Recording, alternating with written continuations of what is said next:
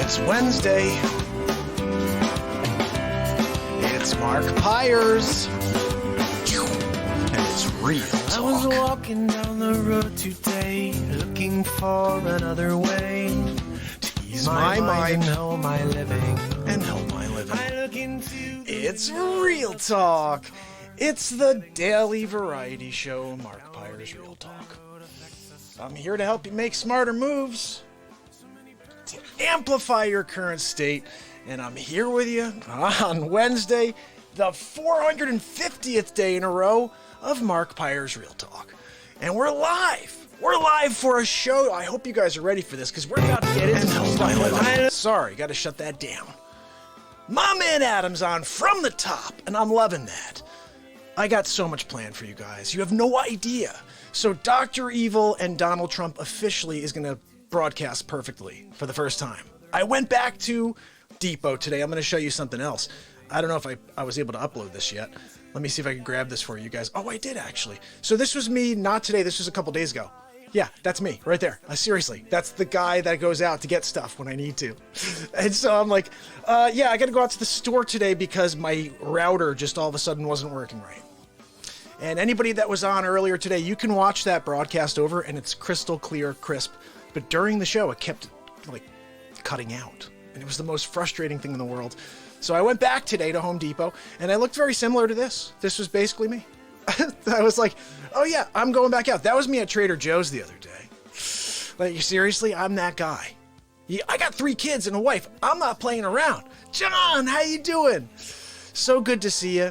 And Nicole, awesome. I got my people showing up. It's Wednesday, day 450 in a row. 450 days in a row. Guys, that's not like, oh, well, listen, every single day for 450 days, we've been here connecting. And now it's about time we do it more, right? I mean, I'm here with you on a daily basis. I'm going to type something in right now for you guys so you know about this. This is the new way to get involved. Support the program, patreon.com/Mark Pyers Real Talk.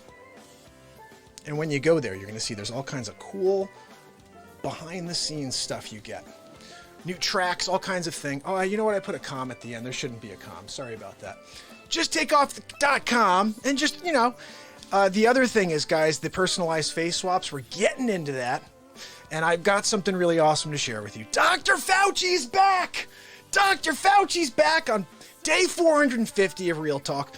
And this is very interesting. We're going to get into it. George, my man, we're going to get into it, and we're going to get Dr. Fauci on the program right about now. But I think what we need to do first, you need to see the reason. The reason for the conversation. I think it's this one right here. So, you guys, if you were on earlier, you sort of saw this. It's finally here. And we're going to get into it right now. This is the official Dr. Evil versus Donald Trump, part 8. And then you're going to see Dr. Fauci and Donald Trump having a conversation after that. Check this out. Here we go. Number 2, get me Donald Trump on the line. Wait, no. Get me back over there. I didn't want you to take me away.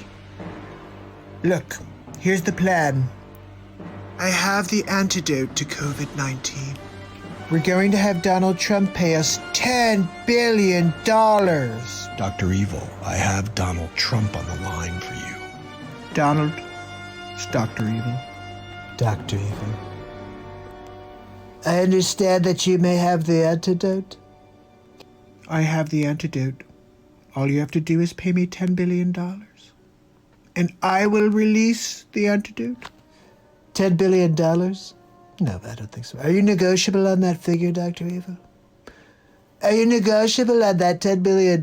Because I'm willing to pay you $9,999,999,999 and 0 cents, but not a penny more, Dr. Evil. It's just $1 less than my asking price. That's right. Are you really willing to let your people die over $1?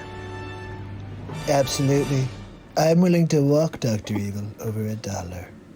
and everyone said I was crazy. I only need to win by $1, Dr. Evil. All you have to do is say yes. No, I'm sorry, Donald. I can't do any special favors for you. I'm freaking Dr. Evil. Don't forget, Trump always wins, Dr. Evil. Big league. Perhaps you could just write me a check out of your own personal account? You know, Dr. Evil, I think I've got a much better idea. You could just write, hello, Donald? Hello? Number 2, what the frig? Part 8! Dr. Evil Saga, it continues. To be continued. So then we fast forward. Wait a second, there's a conversation that happens after this. Because you got a little information there, right? Dr. Evil has the antidote. And he now has given an offer to Donald Trump. Donald Trump's not willing to pay. He's not willing to pay the $10 billion. But let's see how this is handled by Fauci. Let's just see what happens here. Check this out, guys. So, Fauci, what's the latest? I can't find a cure. We're trying to find a cure. Dr. Evil has the antidote for coronavirus. I'm sorry, are you talking about Dr. Evil, the non-fiction character from the Austin Powers series of films? Yeah, Dr. Evil, of all people. Can you believe that? I still can't believe it, Dr. Evil. Well, Donald, I'm very skeptical. He says all he wants is $10 billion, but I'm skeptical. Well, I'm not sure if you're joking with me right now or not. No, I'm serious, Dr. Fauci. It's Dr. Evil. He's behind it all. I know. But this is a very serious situation that we're in. Yes, no, the non-fictional character from the Austin Powers movies. That's right. He seems to have the antidote. He only needs $10 billion. Well, Donald, I'm not really sure if there's an easy answer to this. Look, I have a problem paying anybody their asking price. I just don't do it. I don't give people what they want. I give them what they need. That's what Donald J. Trump does. I'm here giving people what they need, not what they want. He wants $10 billion. I told him I'd give him 9 and change. No, Donald, I would not give him $10 billion. He's conning you into believing that he's somebody that he's not. He's probably from Nigeria. Yeah, big league. Donald, there is no Dr. Evil. I'm serious, Dr. Evil. He's a real guy. He's out there, and he's got the antidote to coronavirus. This is all because of him. You are talking... Donald, he's not a real person, Donald. He's a fake individual. Have you not seen the first 8 episodes of Dr. Evil versus Donald Trump? Fauci, you gotta catch up. You're gonna have to catch up, Fauci. Dr. Evil is a fake person from a non-fiction movie called Austin Powers. And I think he's conning you into believing that he's somebody he's not. Anyway, listen, Fauci, I've got to get going. I appreciate you, and I'll see you soon. Oh, I love how he takes the advice of Fauci. All that valuable advice from Fauci. Anyway, thanks, Fauci. I appreciate it. I appreciate you, Fauci, but I'm still gonna deal with Dr. Evil. Good idea, Donald. It's a very good idea that you're dealing with me, Donald, because I have the antidote. Dr. Evil. So... Adam, do you like that one, buddy? So, I don't know. I was just thinking to myself that Fauci needed to come back. You know? And how about it's time that Trump throws him for a loop and tells him about Dr. Evil, huh? How about that? Like, wait a second, huh? What's going on over there? Dr. Evil's doing what? Dr. Evil has the antidote. It just wants $10 billion. I'm thinking about paying him, Fauci. What do you think? No, Dr. Evil, I would not pay him $10 billion. He's conning you, Dr. Evil. Daniel, what is up, my brother? Daniel, I think because Daniel's on right now, I got to show him the BeatSeat. Daniel, don't go anywhere, my friend. I'm about to rock out the BeatSeat for you. Here we go. You know what I'll do is I'm going to play you a little, let me play you another face swap while I get the BeatSeat set up here. Let's see how this goes. Ready? Let's see. This is if you guys want to personalize face swap and you know anybody named Timmy. I already made the first one for you. You can book this on my website at markpyersrealtalk.com. Check it out. This is Timmy, and he plays too much Fortnite. So this is how you get through to Timmy. Check it out. Well, little Timmy, your mother says that you haven't been doing your homework. You know, if you don't do your homework, you can't play Fortnite. So you're going to have to do all of that homework, and then you can play Fortnite. Just listen to your mom. She knows what she's talking about. Big league.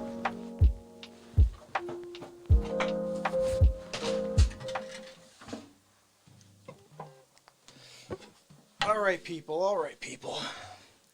I'm gonna have to adjust this a touch.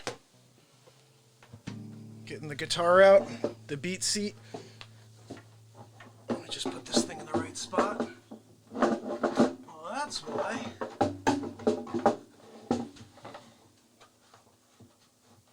You're gonna want to put that microphone down in the BeatSeat just so it sounds right.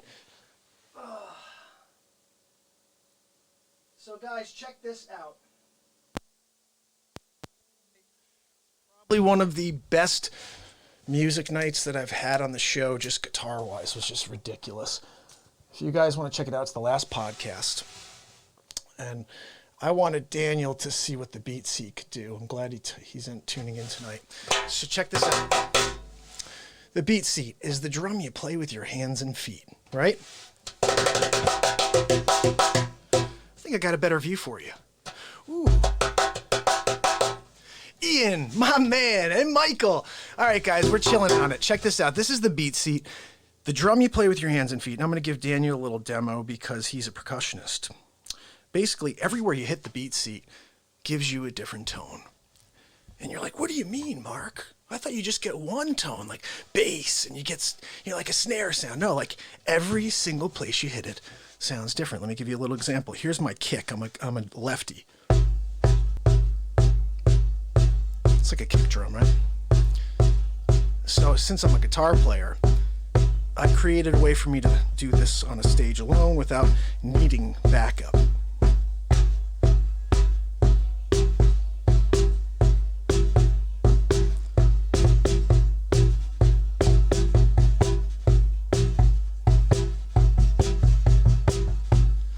So you have that ability to play with just your feet.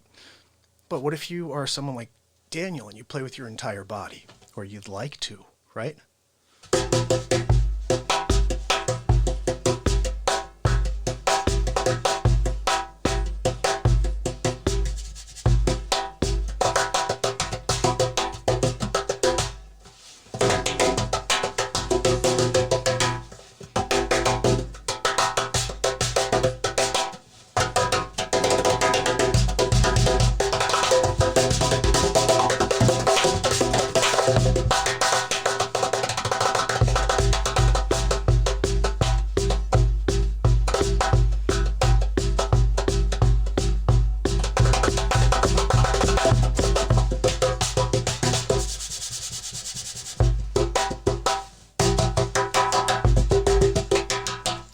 Just listen to this one panel.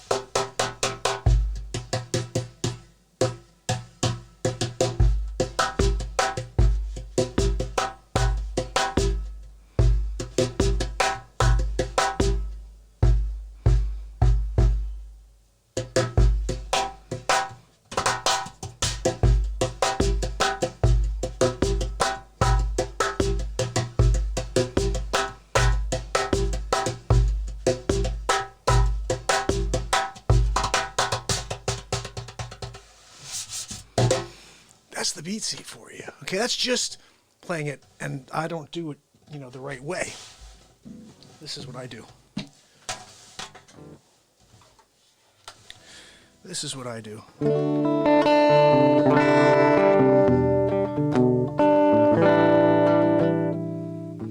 Lawrence, my man Lawrence is on.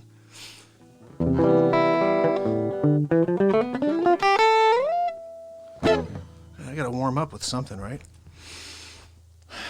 Let's see what we got. Let me just do myself the favor. good thing about this with my jazz guitar is I could actually tune this very easily while we still chat, which is nice.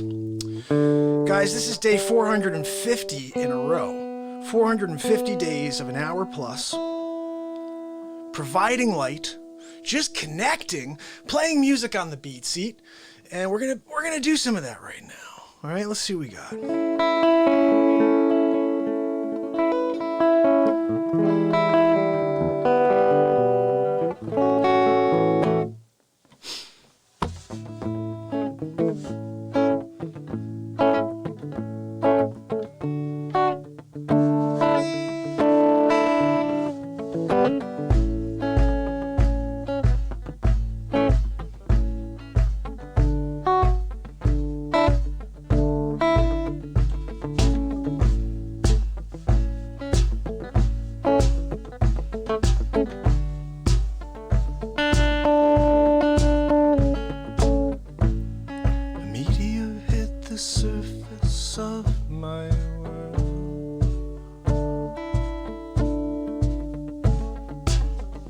Explosion changed the why and how I feel. Shook my world, it showed me love was real. A meteor hit the surface of my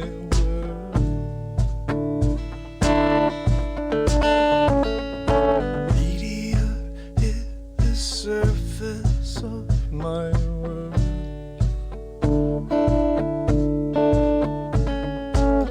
Explosion changed the why and how I feel. Shook my world, showed me love was real.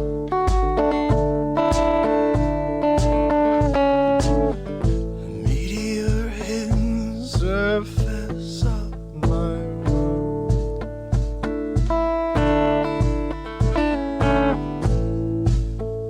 Been a lifetime awaiting for this moment. I've been waiting for a lifetime, and I won't let it go.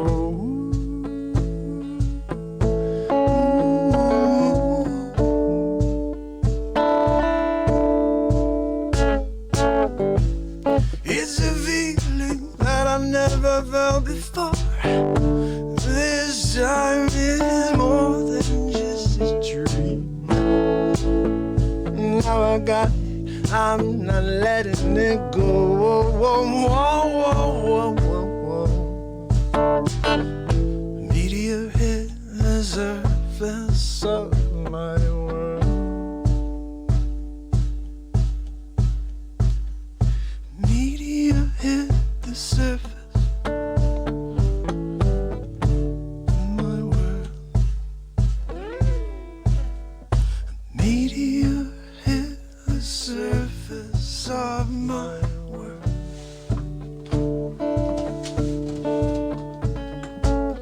Explosion changed why and how I feel.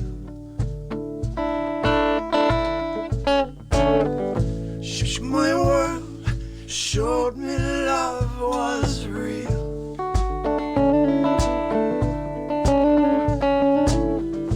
meteor hit the surface of my world. Meteor hit the surface of my world.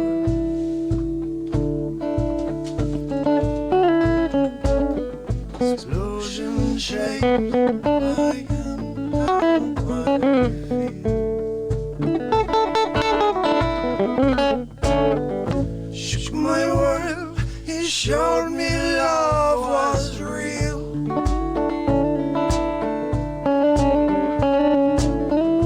Meteor hit the surface of my world. Meteor my defenses gave in.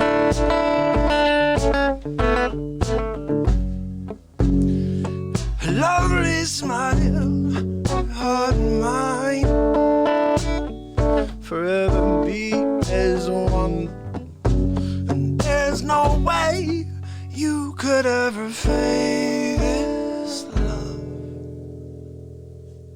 Meteor hit the surface of my world.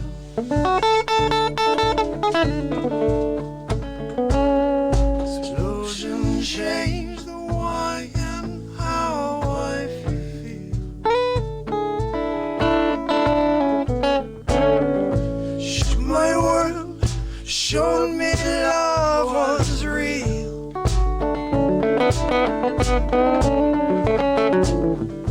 Meteor hit the surface of my world. Meteor hit the surface of my world.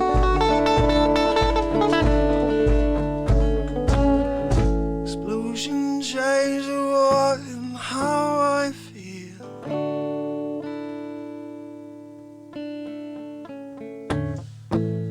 Shook my world, showed me love was real. A meteor hit the surface of my world.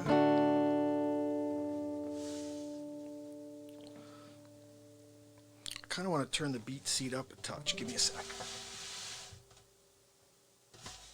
There we go. Just for a little extra kick there. There we go. Dale, is Dale on? Hopefully Dale's watching a little bit. We're here connecting, guys. 450 days in a row. I'm here to put on a show for you. Dale missed all the Dr. Evil and Donald Trump stuff earlier. Donald Trump and Dr. Fauci. You got to go back and check that out later, Dale. It's hilarious.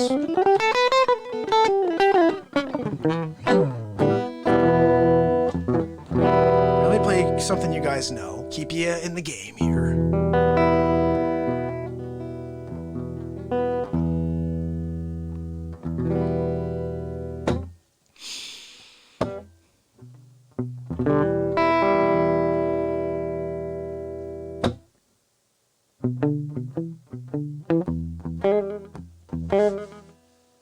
You guys know that too?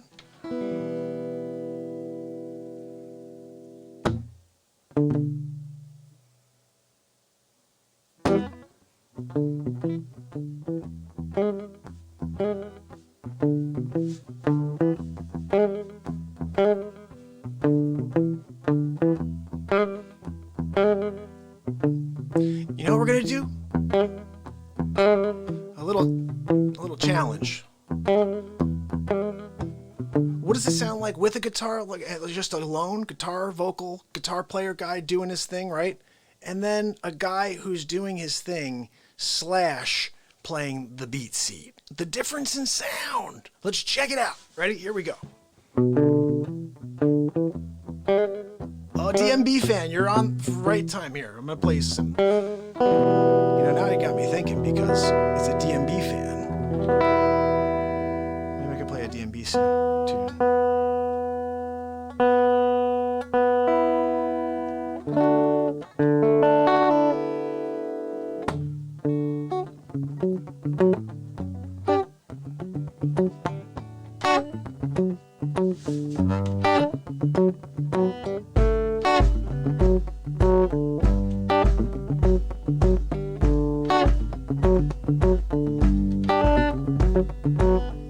He wakes up in the morning.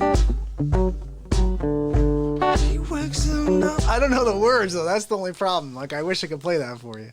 How about I know a little bit of this. Do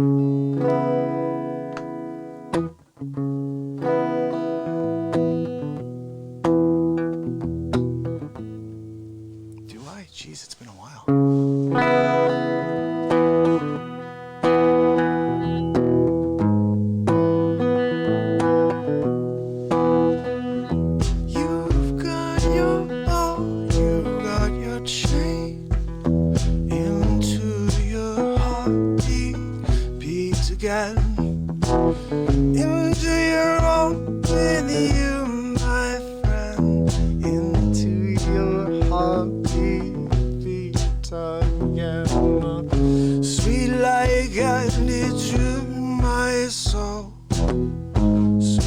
rock and sweet you roll. Lost for you and so lost for me.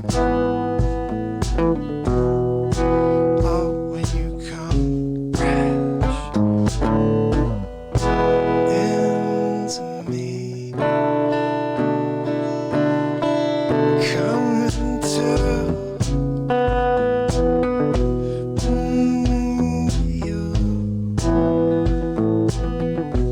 I come into you.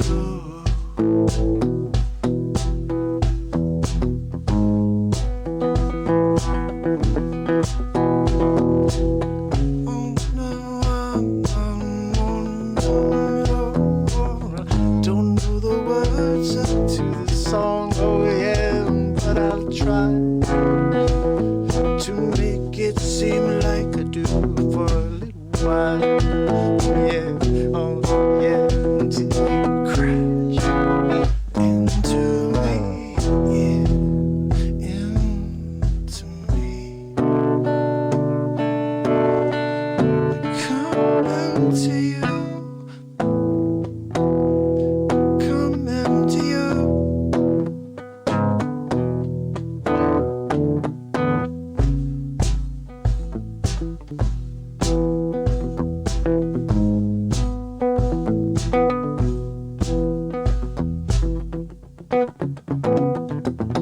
I don't even know the song, guys. I'm sorry. It's been about 38 years since I played that song. No way.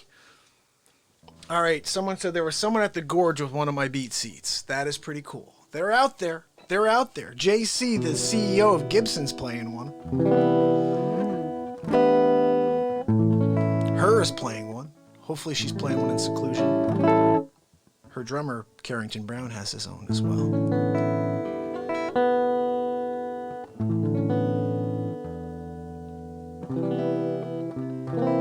All right, let me play you something else here. I had a plan to go into the news. I'm not sure if Daniel's still on. I may play you one song and go back to the news because I wanted to play you guys, talk to you guys about a couple of stories today. Couple of stories to get into, but it's early. It's day 450 in a row. All right, DMB, I'm going to play you something else here that I think you'll like. That's got a vibe, okay? This is a vibe. We're talking about vibe here, okay? A lot of my music has a similar vibe to that stuff. You know, I wrote a lot of really cool music, and I'm going to play you one of the songs right now. Check this out. This is called The Best for You and Me. You know what I'm going to do because I can. This is kind of cool. I got the lyrics right here. That's not it. Where are they? The best. Is it? Right here? There we go. All right, we're going to just roll everything out over here. Let's close that down, and that down, and that down, and that down. And how about that? Let's close that too. We're going to close that one. And we're going to close that one, and that one. And where the heck is the one that I wanted to keep open? I don't even see it anymore. How about that? Here it is. Found it, guys. All right, and we're going to put this back open over here like this. Yeah, that'll work. Yep, that place like that. Yep. Oh, hello? Hey, Bueller? Where did it go? Come on, mine. What? It's somewhere in there. Oh, I know what I have to do. I know what I have to do. Guys, I heard Dick Fauci was coming by tonight. If he does, like I said, be careful. Don't make eye contact with Fauci. If you do, you get into like this cyclone effect where you start listening to him and you start believing him. Yeah. I'm telling you guys, it is crazy, but Adam knows what's going on. Fauci gets you in this tractor beam type of thing. It's crazy. All right, so I'm not sure if I can play this one in full because I can't find the lyrics currently. Here will be it. I thought what I could do is put it up like over the screen, but it doesn't seem to want to do that for me. Let me just see if I can read the lyrics real quick. Let's see. Sometimes I try a little hard. I'm going to read you these lyrics and try to let them set in. I want you guys to listen to them once, and then I'm going to play them for you. Ready? This is a song I wrote in 1999, September 10th, 1999. The best. Sometimes I try a little too hard. Sometimes I need to be alone. But most times I need you there to hold me close and let me know who I am. Because we try to please ourselves, never thinking about the next, always number one. And I don't know why we are here and the stars are in the sky. And I'm not sure if we can change, but you know I'm going to try. I just want the best for you and me. For you and me. We'll get the best, just you and me. And at night, the cool air feels right to me. And I thank the Lord and I pray for more. And if the time comes when we all judge ourselves, my Lord, just let me know and I'll be there for you. And I know that the man can get you down sometimes. And I'm not sure if we can be free fall with me. Free fall and fly away. Like a dream, you love the ones you miss the most. For sure you love the ones you miss the most. So we walk on down the road, holding hands, philosophize with God. And I will soar in the clouds tonight. I'll spread my wings, open up, and fly away. Oh, this is my favorite part coming up. And I don't know. No, that's not it. And I know I'm going to miss this place when it's gone and we're standing right here. I wish we were thinking about all the people walking by, you and me. If we start, we can change and get the best for you and me. 1999, I wrote this. I'm going to play it for you right now. I'm going to play it for you right now and see if I need to. I'm going to scroll down a little just to get to the lyrics. You know, this is really an acoustic tune, but my acoustic's been acting awry. Let me just see if I can get her to play today. Oh, wow, look at my guitar stands up there. I didn't even realize I put it there. Last time I plugged this in, it did nothing for me. Are we there? Oh, that's why. It looks like the battery's starting to go. But you have it at least. All right, we're here. Let me just tune it. It's been here for a week now. I didn't play it last show.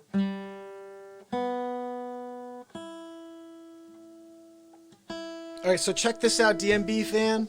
This is the best for you and me. It's what I want for all of us. Check it out. I just read the lyrics. The music's even better.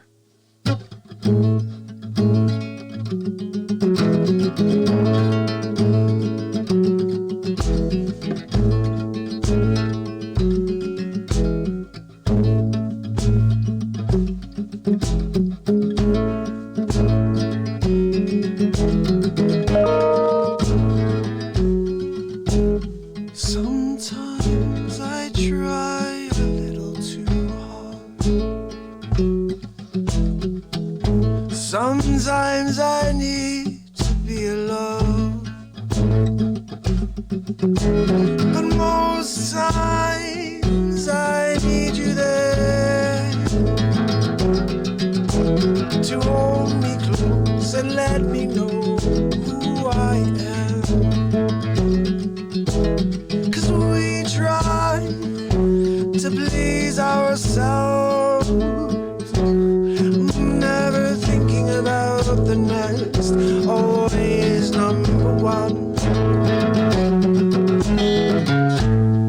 And I don't know why we are here and the stars are in the sky. And I'm not sure if we can change. Oh, but you know I'm gonna try. I just want the best for you and me. For you and me. For you and me. We'll get the best, just you and me. And at night, the cool air feels right to me. And I thank the Lord, and I pray for more. And if the time comes when we all judge ourselves, just let me know, and I'll be there for you.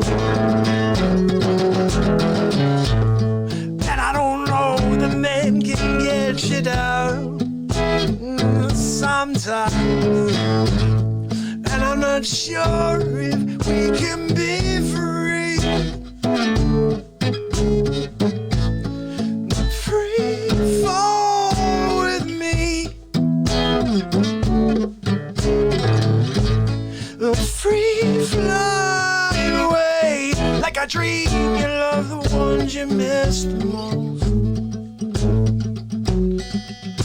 For sure, you love the ones you miss the most.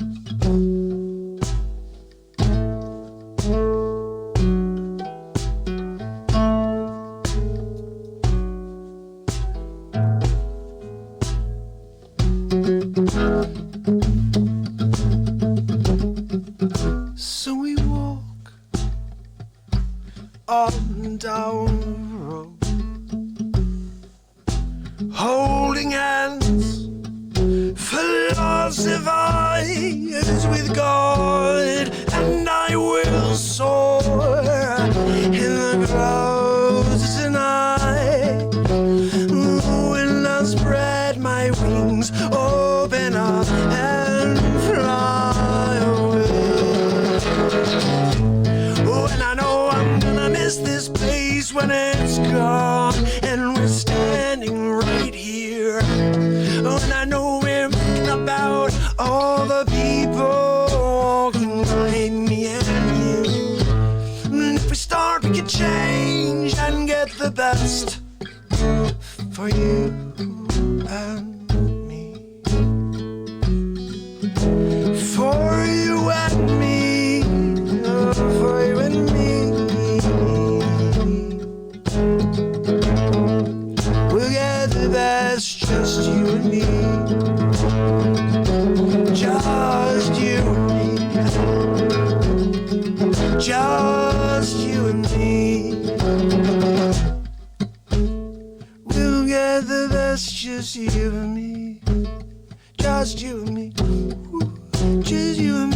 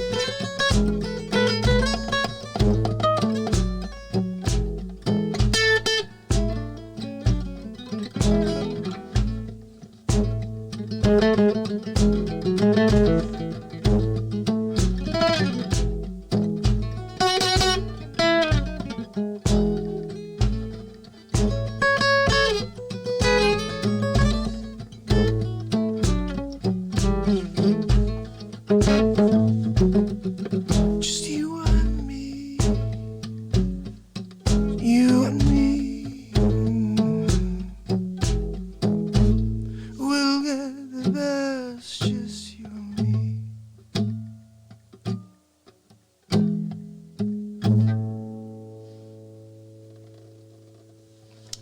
Wrote that in September of 1999. That song should have gotten out years ago. Go ahead, cut it out. Go cut it, drop it wherever you want. Let's get it out to the world, guys. Just want the best for you and me. Do I need to read the lyrics to you again? Did you guys hear that?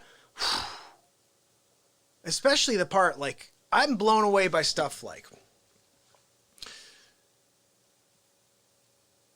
I don't know, like, the whole song is solid, guys. I'm looking at it, I'm just saying, it's all solid stuff. I guess my favorite part is the last verse and chorus. So we walk on down the road holding hands, philosophize with God. And I will soar in the clouds tonight. I'll spread my wings, open up, and fly away. And I know I'm going to miss this place when it's gone, and we're standing right here. That's probably one of my favorite lines I've ever written. Because there's going to be a moment, and it's right now. I'm going to miss the world I lived in. I'm standing right in it. It's gone. I know I'm going to miss this place when it's gone. And we're standing right here. We're still here. We're in seclusion. We're hiding away in our homes, staying away from danger, trying at least, right? miss this place when it's gone. And we're standing right here.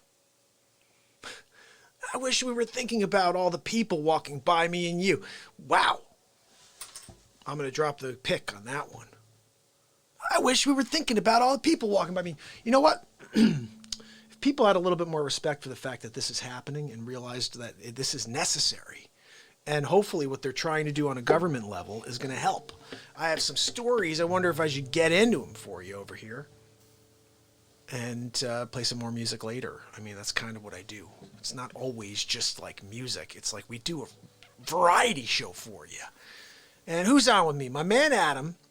You rock, my brother. And I'm considering getting into the news. I got like 3 or 4 really good news stories for you. And I think that it would be a good time to get into them. And Fauci wanted to stop by. I may have to make a coffee and give him his time. You know, he gets if you don't. I'm Fauci. If you don't give me the time, I give you an elbow in the Fauci. Like, I'm kind of at a point with him. You know what I mean? Like, last time he elbowed me in the Fauci when I came around the corner thinking I had him. I thought I had him in my sights. Had him in my sights. And before you know it, he came out like he was quicker. He was so much quicker than I thought he'd be. And it hurt when he elbowed me in the Fauci. I'll just say it. It did. It hurt a lot, guys. So check it out. What I'm going to do here is break down this stuff for a second. We're going to play it again later, okay? And when we do, send some requests, guys. What do you want to hear? I'll rock it out for you. But for now, what we're going to do is I'm going to get into the news for you. Let's do this. I'm going to go back and see if something plays when I go to here. We're rolling with it. Check it out. Anything playing? Nope. Well, little Timmy, your mother says that you haven't been doing your homework. You know, if you don't do your homework, you can't play Fortnite. So you're going to have to do all of that homework, and then you can play Fortnite. Just listen to your mom. She knows what she's talking about. Big league.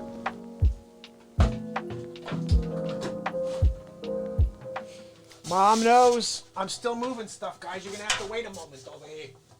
You're going to have to wait a moment. There's some setup going on over here. There's some setup going on over here. Hold on, I'm sliding it back in place. I'm coming back. Oh, that's not the right camera. That's right. The right camera is this guy over here. Hey, what's going on over there? What are you doing? Are you wanting to get Fauci on? Let's get him on earlier than you expected, then, if that's what you're thinking. Because if Fauci shows up, the whole show turns to crap. For day 450 will turn into the worst show in history because Fauci knows how to take over and destroy a program. That's just the bottom line about Fauci. I think Adam knows that. Fauci's been destroying shows since the early 90s. He was actually a sportscaster in the 90s. And that was before he was fired. He was fired. Yeah. Fauci was fired. Give him a little heck about that. Jim, my buddy Jim's on. Jim, you just missed it. I was rocking out on the BeatSeat. I was sitting here playing some songs. Kind of sad because I just finished up. I was going to play some more music for you. But I'll tell you what, Jim. I'm live twice a day during this craziness we're going through. And I'll be playing BeatSeat every single day. So do me a favor, head over to YouTube, subscribe and ding the bell. Just type in Mark Pyers Real Talk. I've been live for 450 days in a row, Jim. I'm here every single day trying to provide light, trying to get people to feel better. And especially in this current situation that we're in and everybody feeling so down on themselves because they're in seclusion. I want you to know we will get through this. We will come out better on the other side, but you need to stay in. We need to kind of drop the... Have you guys seen the data? It is frightening what's going on out there, and I'm freaking out. Okay, I'm freaking out about it because I got 3 kids upstairs sleeping, a wife upstairs. I'm in the house trying to keep it. I had to go out. Did you guys see this guy? Look at this guy. Who's that? Who's that guy right there? That's this guy when I go out. Are you kidding me? That's totally me. I'll do that anytime I go out now. I'm looking like a masked madman. My friend Alan the other day posted something. I wonder if he'll kick on soon. And Alan said, oh, this is actually the only time in history that you can go into a bank with a mask on and with gloves, and it's considered appropriate. So anyway, that was me right there. I'm shutting that off. So anyway, you saw some of the Dr. Evil stuff, right? We had that, and then Dr. Fauci called in to hang out with Donald Trump, and they kind of went over a few things. I think what's going to happen next is I'm going to go make a coffee soon. And you know when I do, sometimes Fauci shows up. I'm going to give him his time. I'm going to try to catch him in the act, just like last time. But this time I'm not going to say anything to him. Like last time I came in, I'm like, there you are, Fauci. And he was like, oh, real talk. And he came at me, elbow ready. Like I've never seen anybody that quick, guys. Quickest dude I've ever seen. I saw one other guy that fast, but it was in '84 and he was in the Olympics. I never saw anybody else besides this guy.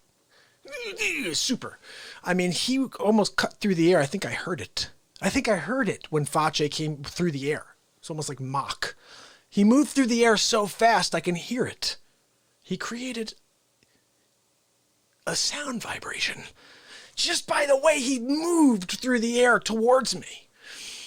And I gotta tell you guys, it freaked me out. And I gotta be ready. I gotta be ready when that happens again. Next time, I'm not saying a word. I'm coming in around the corner and I'm hopping on the top of Fauci's back. He's going to be right in the middle of talking to you guys. He's going to be like, so my mother kicked me out of the womb. And all the who's jumping on my back? And he'll be like, it's me, Fauci. Elbow, elbow, elbow in the Fauci. And then we'll see who's laughing. Who's laughing last, Fauci? And do me a favor, okay? When he is on the air, do not listen to the words coming out of his mouth because he's only trying to tempt you to the dark side, guys. He's trying to get you to think that it's okay to just know what he's doing. Okay, you ever met people like this? Like they're saying one thing, but they're trying to just, that's Fauci, guys. You gotta be prepared, okay? Just be ready. Yeah. That Adam knows what's going on with Fauci. He's seen him in action. And in fact, I saw a message offline from Adam about Fauci. And he's like, what's with this dude? He's always messing with your program. Samantha, how you doing? You're on the 450th day in a row of Mark Pyers. Real talk. I'm here to get you going, to get you out of the... I mean, this is really... Everybody's so, down on themselves, down on the situation. Why did that happen? Oh, no. All right, my computer's acting all wonky real quick. Give me a second, guys. Got to restart that. But we're still able to stay live over here. Don't get fresh, okay? The good thing about this is if I can act quickly, I'll be able to get us right back to where we were. And all the pages I had, because I had the news set up. I got 3 stories for you guys today. Very excited about these stories. Oh, here we go. That's it. Apple. Did you guys see today what happened with Zuckerberg? His platform? Zucks. Your platform. My platform, Facebook, is flawless. Is it flawless? Zuckerberg? I guess I didn't do it correctly because this is not going back to the right screen. I got 2 different operating systems on here and I need the old one in order to get back to where I was. Listen, that's side note stuff, guys, okay? I think what we should do... Yeah, that's right. Adam confronted Fauci about Cato because the thing is, and you guys will understand this once you get to it, there is no Cato. Just remember that when he's talking, because he's going to say some stuff and you're going to be like, he's talking to a wall. Okay. He calls it Cato. He's like, it's my sound guy. Oh guys, look at my sound guy, Cato. Hey, Cato. But he's not a person. It's not really, there's nobody there. It's ridiculous. But that's Fauci for you. I mean, there's nothing else you could say about the dude. He's out of his mind. And I'm really kind of vamping here because I'm trying to get this computer back up. I had 3 stories I want to share with you, and one of them leads us to Fauci. Did I do it right? I think I did. Maybe not. I don't think I did. Nope, did not. Holy cow. What the hell is going on over here? I can't figure it out. Maybe I didn't do something correctly. Is that right over there? I don't know what I'm doing. I got an electronic keyboard over here, and it's not seeming to work for me. There we go. Wait a second.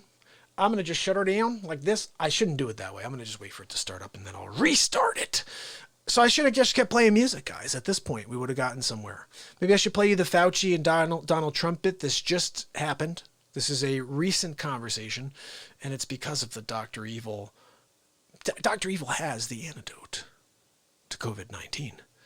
And I know Trump really wants it because he wants to look like the hero. I need to look like the hero for my people. If I can't look like the hero, Dr. Evil, then I'm not interested. I'm not interested at all, Dr. Evil, unless I can look like the hero at the end. Big league. I'll pay you $9 billion, Dr. Evil, but not a penny more. How does that sound? I got it to work. People, we're going. So I had so many outtakes today, by the way, from this Dr. Evil / it's actually the Fauci and Donald Trump clip. Didn't get to use them all. I threw them all out because I had to make it somewhat, tolerable to watch. Guys, if you don't realize this now, you can have a personalized face swap done. I did one for anyone whose name has a kid named Timmy that plays Fortnite a lot. Check this out. Well, little Timmy, your mother says that you haven't been doing your homework. You know, if you don't do your homework, you can't play Fortnite. That's right. So you're going to have to do all of that homework, and then you can play Fortnite. Just listen to your mom. She knows what she's talking about. Big league. Big league.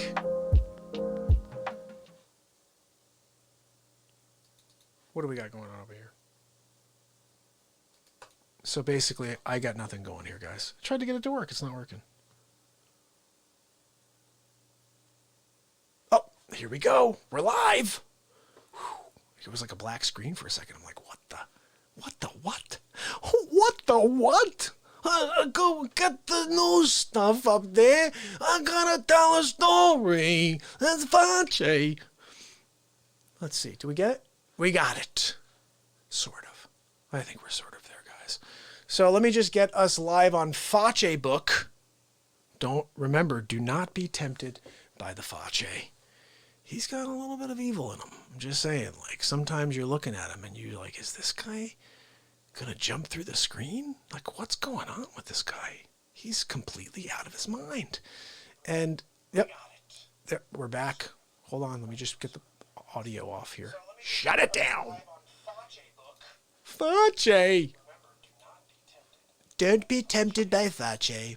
Fauci's going to run for president against me, but guess what? He won't win. He'll lose big league. He's going to lose big league because I'm Donald J. Trump. There's no way I'm relinquishing my crown. Now that I'm on top of the world, I'm not relinquishing my crown. I'm thinking about changing the Constitution. I'm going to be in office until I die. That's what we're going to do, like President Xi. Xi changed the rules. He changed the rules. Now he can stay in until he dies. He's a brilliant man. I'm thinking about hiring him. Oh, you can't? You can't hire a foreign? No? Okay. No hiring President Xi. We're not going to hire him. I just want to find out how he got them to go along with that. How did he get them to go along with letting him stay in until he dies? Maybe I can just put it in as an executive order. Winning big league. I'm going to win big league. Trump 2042. I'm still going. I'm like the Energizer Bunny. Isma, how are you? Adam, I mean, seriously, right? Isn't that what's going down in the world right now? Winning big league. Okay, guys, we're back on. Should I get to the stories here? Let's get to the news, okay? Had some stories for you. I'm going to drop this in the background. Let's see what we got today. Okay. So what's in this $2 trillion coronavirus stimulus deal for businesses? Where is it for the people? Where's the money that's going to the people, helping the people stay afloat? Let's see what they say. Early Wednesday morning, Senators Mitch McConnell and Chuck Schumer announced a massive $2 trillion stimulus deal set to be the largest economic stimulus package in American history as it faces the novel coronavirus outbreak. This is a wartime level investment into our nation, McConnell said.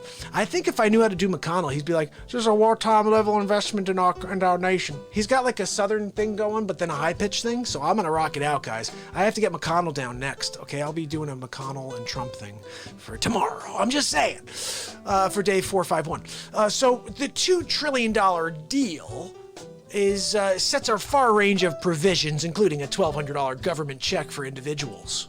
So that sounds okay. is that weekly? No, I'm just kidding. The most contentious part of the negotiations were provisions to send hundreds of billions of dollars directly to impacted businesses. Well, if one of those businesses is BeatSeat LLC, well then okay. But if not, yeah, I have a problem with it too. The initial proposal from Senate Majority Leader Mitch McConnell was repeatedly slammed as a $500 billion slush fund by Democrats, who held up the bill until changes were made. Treasury Secretary Steve Mnuchin and fellow Republicans ultimately agreed to a range of oversight measures for how companies will be able to spend the money. Like all this is Chuck Schumer. Okay, let's see how Schumer. Like all compromises, this bill is far from perfect, but we believe this legislation has improved significantly. Senate Minority Leader Schumer said after the deal was announced. I don't know if that's how he sounds. I never watched the guy. I don't watch politics, guys. I just make fun of all politicians because they're silly.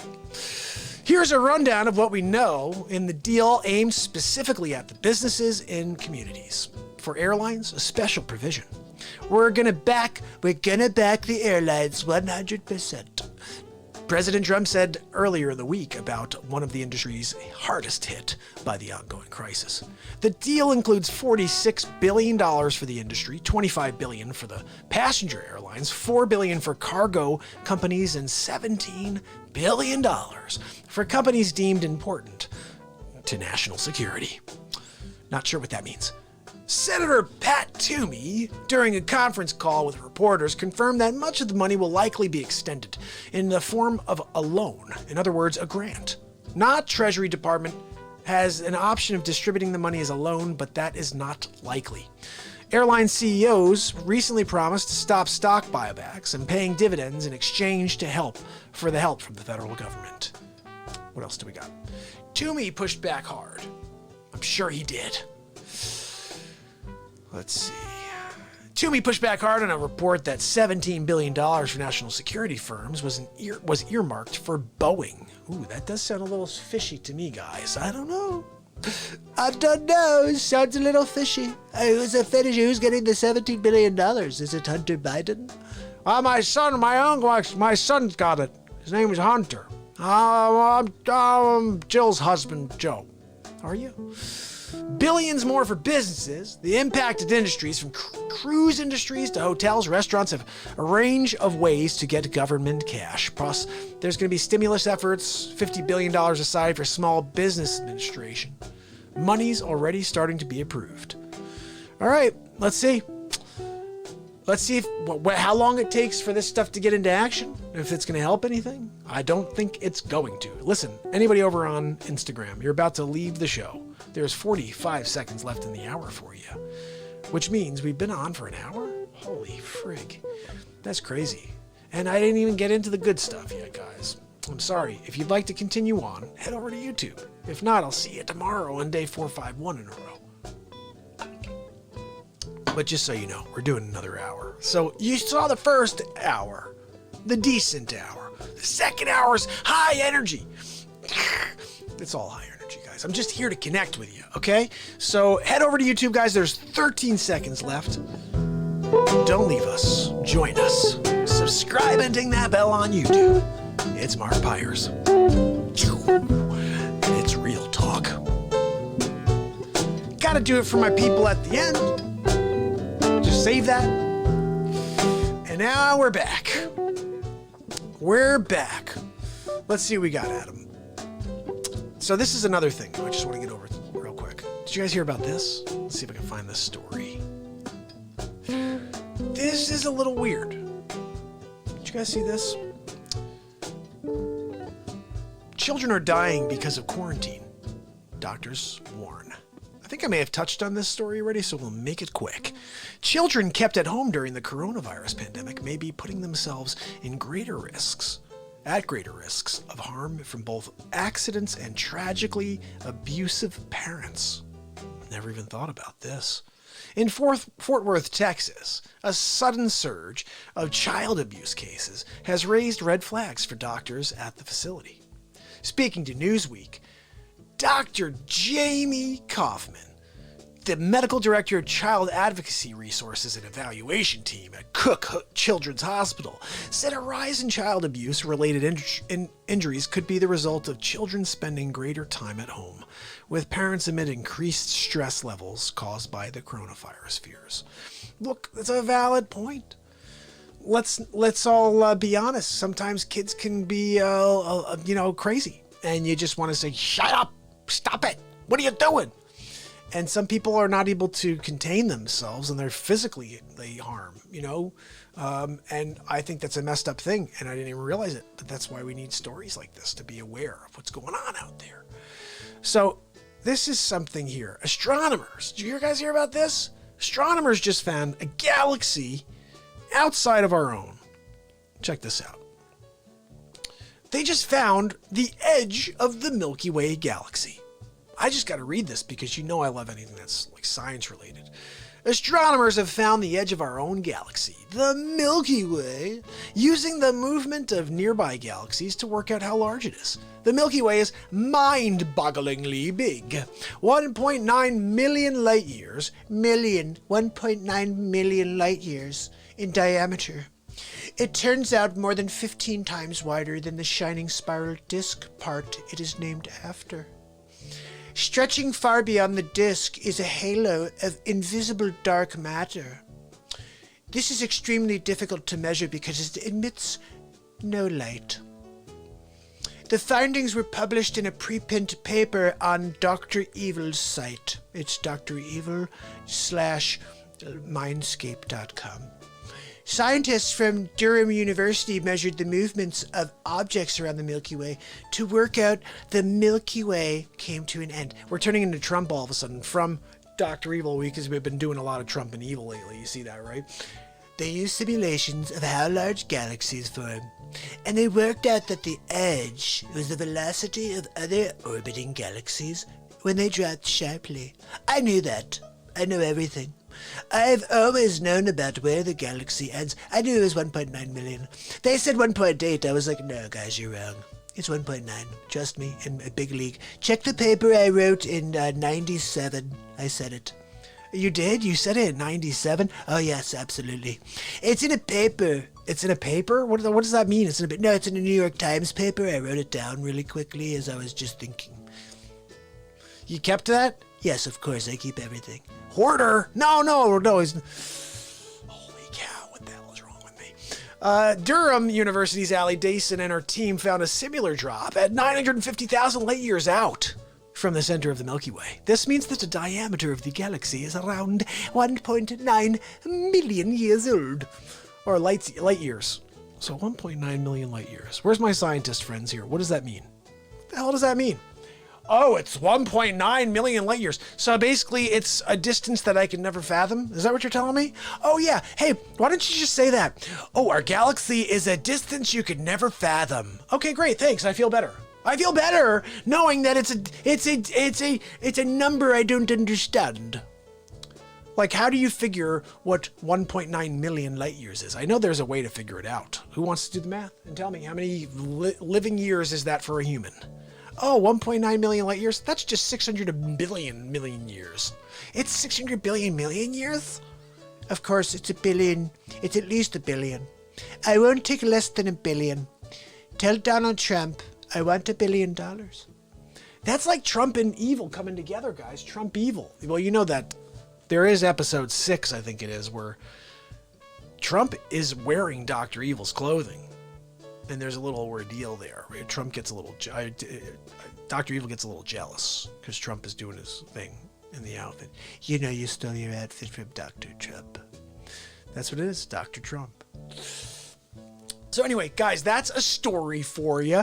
And one more story. This is just something because I don't get this. Okay, I've been live for 450 days in a row, just providing light every single day, coming out for an hour to connect with you, right? We're here in seclusion now, so hopefully more people are starting to connect and understanding I'm here to connect. Ask some questions. My man Adam's been getting involved. He knows Cato is not here. It's a wall. When Fauci comes on in a few minutes, you better remember that. So check this out. What is this about? Inside the life... Oh, did I not open up for you? I'm sorry, people. Inside the life of 15-year-old Charlie D'Amelio, the most popular teen on the internet, who became a top TikToker for her viral dances and Hype House membership. First of all, I gotta read the story because I've seen a couple of these videos, okay, a couple of these dances. I didn't know that was that popular. Okay, let's just get into it and see what we have. Okay, Charli D'Amelio gained over 22 million followers on TikTok. And hold on, remember, ready for this? In 7 months. What? Huh? Wait, hold on a second. I've been live for 450 days. 22 million followers in 7 months because she goes on and dances a little bit, right? She's a good dancer. Great dancer.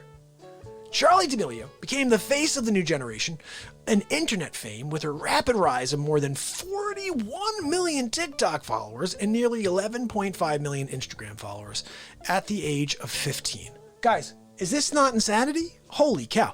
D'Amelio became popular for her dancing and choreography, most notably to the song Renegade, which became a meme itself, as well as for joining TikTok Hype House Collective in Los Angeles.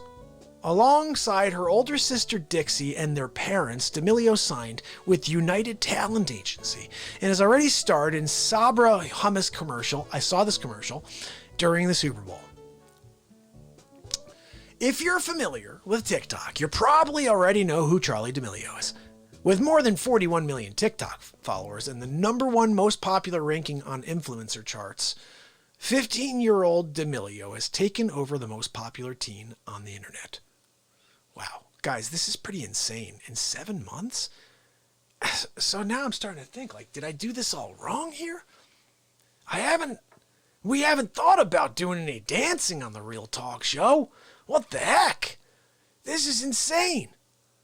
She said her first ever TikTok to go viral was a duet with a user, move_with_joy. I'll be checking that one out, and I'll be doing a duet with that person, whatever the hell that is. I've done a duet before. I did a dance duet, actually. It wasn't a dance thing. I did like a strut after Conor McGregor won.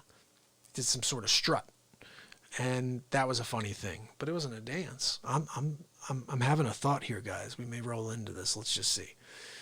This is insane, though.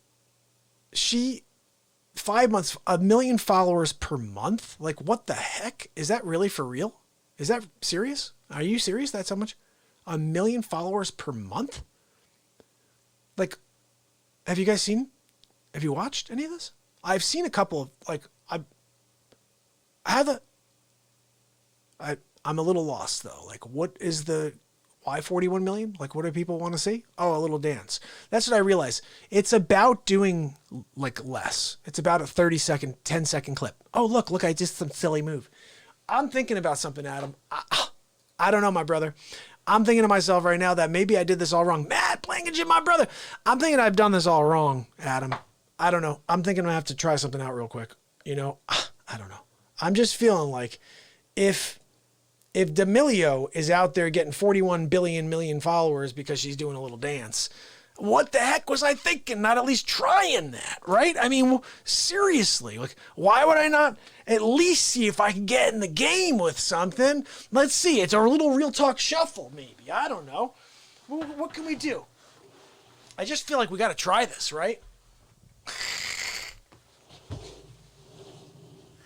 All right, let's see what we got here.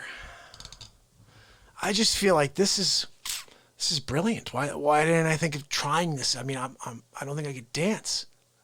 People's poor attention span. Adam's right about that. But let's just see if there's a way to kind of, maybe I can get to do a duet with her somehow, and maybe I could just kind of see if I got any skills to do that. I'm probably terrible, though. Let's see. We're gonna get my song from the other day, huh?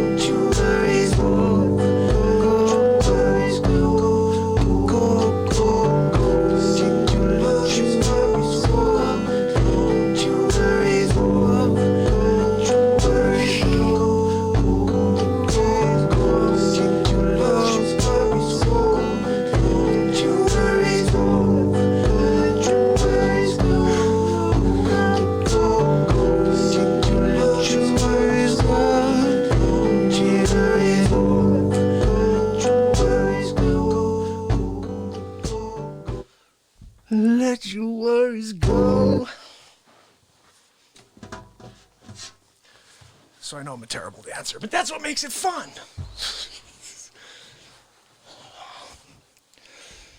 I'll tell you what, that's some good exercise. I mean, seriously, I got some exercise going on that one. Whew. Yeah, that's tough. Maybe that's why she's got 43 zillion followers. That's not easy. Well, little Timmy. Little Timmy. Guys, I'm winded. I'm winded, Adam. I can't keep up with them. That's why I don't do anything with dancing on this show. What the heck are you doing, Mark? Sorry. What the heck are you doing trying to dance on this program? You terrible dancer. Just stick to doing your show. Wow, I'm trying to catch my breath here. Adam, how bad was that? On a scale of 1 to 10. No, 1 being like terrible and 10 being not so terrible. Oh, wow. I'm out of coffee. I'm going to have to go get my coffee. You know what that means, right? Dick Fauci. I'm going to give him the program. He's got to have a little time here. I'm trying to fix this. Sorry, it's just a little annoying when this happens. There we go. A little better. Awesome bad. I know, I'm such a silly person. But seriously, I'm just like, what? So you do a dance? And then all of a sudden you got 43 million zillions? I just want people to come back for positivity. Like, if dancing makes you feel positive, let's dance. If just chatting and doing celebrity impressions makes you laugh, that's what I'm here to do, is to make you laugh a little bit. So let's get into something here. I'm going to go make a coffee. There's a good chance that Dick Fauci will be here when this is over. Like I said, guys, just be prepared for him. He's going to try to get you to, first of all, give you his vote.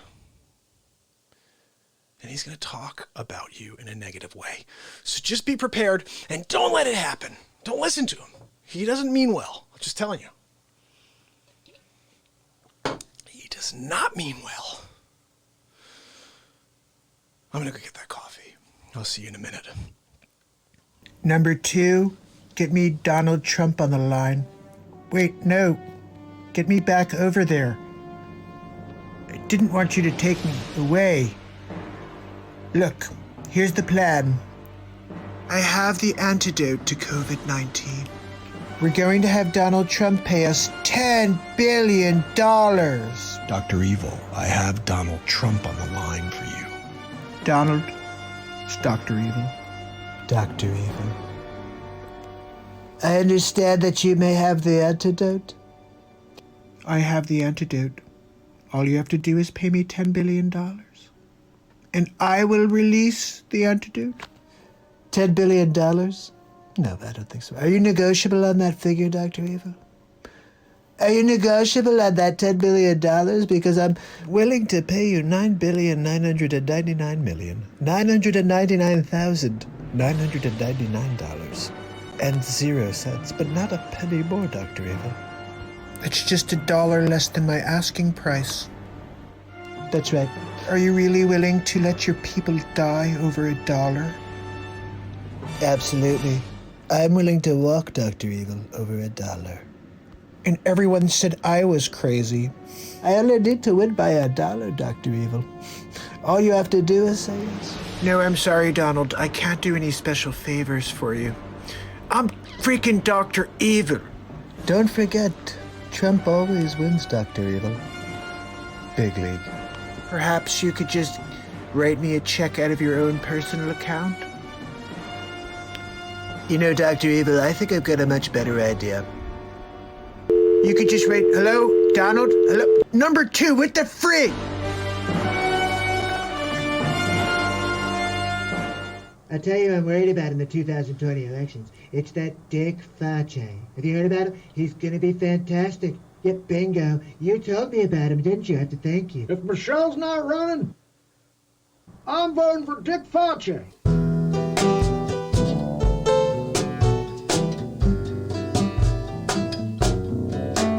It's the Dick Fauci Show.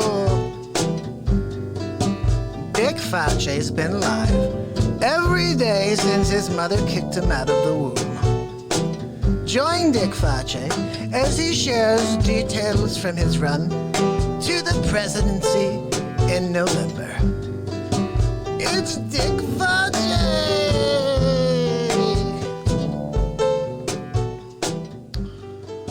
It's Dick Fauci. I've been alive every day since my mother kicked me out of the womb. How dare she? How dare she kick Fauci out of the womb? I was in there working on a few things. I was trying to get the last of my lessons. I was tying my shoes. I'm putting a puzzle together. What are you doing to me, Ma? She kicks me out of the womb. No, I had this guy real talk the other day. I don't know if you guys saw it. He tried to jump me. He can't jump Fauci. First of all, don't you know you need to stop at the town hall to even approach Fauci? You can't walk up to Fauci. It's lucky I didn't kill him. I did give him an elbow in the Fauci, though. Look, one elbow in the Fauci, just to let him know I care. This is the first time I'm on since the incident, we'll call it. I'm keeping an eye out over my shoulder. I don't know if he's coming back for me today, but if he comes, I'm ready. Fauci's ready. Hey, Kato, you're keeping an eye out too, right? Good, that's what I'm talking about. Just yell. Kato! Just yell, Kato! I'm sorry, guys. I'm sorry. Sometimes I gotta yell at Kato. Sometimes he doesn't listen too good. I'm like, what are you doing? What are you doing? If you just do this to Kato, sometimes he gets... Hey, Kato! How dare you? And that's it. So check it out, coronavirus. You guys know they get me confused with Dr. Fauci. How dare you? I'm Fauci. He's Fauci. It's two different names. You think everybody with the name Fauci is part of the CDC? I'm Fauci. He's Fauci. It's the last time I tell you. The next time you get an elbow in the Fauci, it's just how I react. So let's fast forward. November. Who you voting for? That's right, you're voting for Fauci. You can't vote for Sleepy Joe. Oh, I'm Sleepy Joe. I'm my Aunt Judy said I could be a good president. Your Aunt Judy? How dare you? How dare you talk about your Aunt Judy? You know, last time he talked about Aunt Judy, I said, ding, ding, ding, Fauci's gonna win. I'm gonna win! Have you seen this guy in public? It's laughable. I'm like, hey, Sleepy Joe, what are you doing? I was just trying to see if I could hold my own. You're not holding anything. I can't believe you could even hold your pants up. Hey, Kato, remember that time we saw Biden? Yeah, that's right, you were there. Do you want to tell it? That's right, it's my show. Guys, I'm sorry. I'm sorry. Sometimes I gotta yell at Kato. He just doesn't get... Kato! Yeah. I know! I'm sorry, guys. Just little inside information trading over here. You know, he sleeps on my couch, okay? I found him in Brazil. I'm down in Brazil. And I see this guy. He's in a fight. I hired him. He became my bodyguard and my sound guy. Whenever I need my volume turned up, hey, Kato, turn up the volume. Thanks. So that's how it goes. Look, I'm not staying on forever. This guy's coming around the corner for me. I'm not letting real talk come close to me today. I'm gonna jump down his throat. Here's what we're gonna do. I'm gonna start the skit, okay?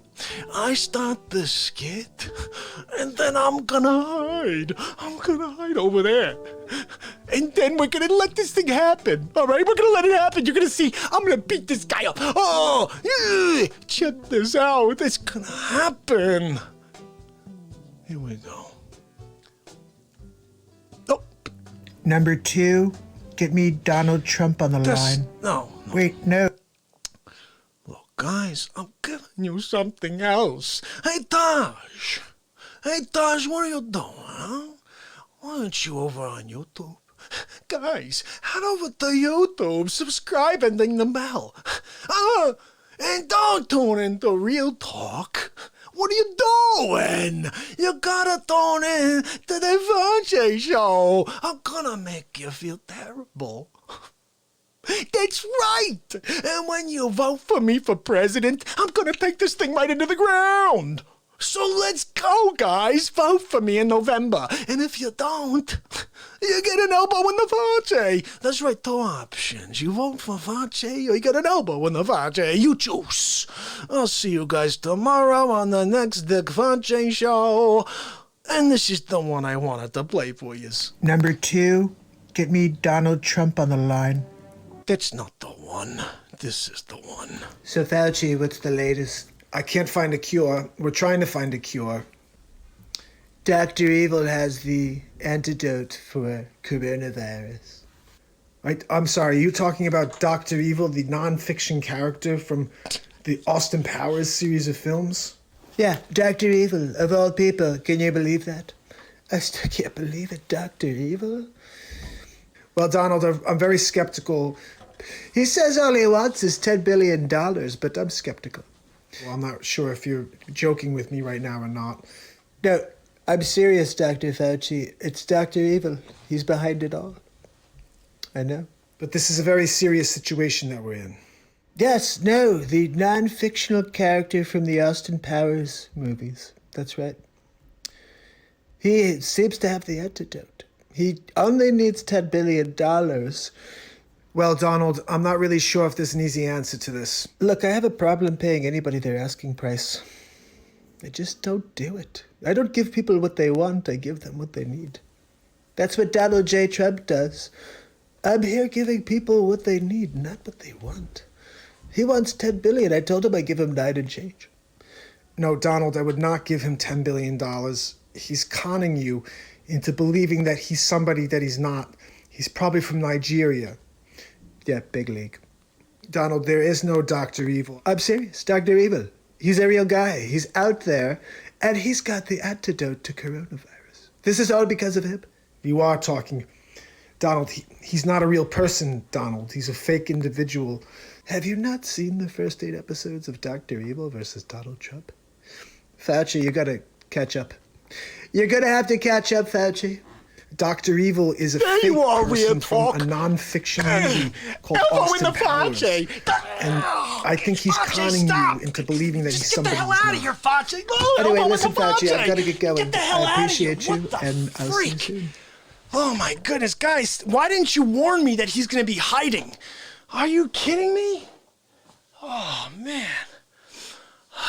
I came around thinking I was gonna jump on him, and he's all over me. You guys didn't tell me that he's gonna be there waiting?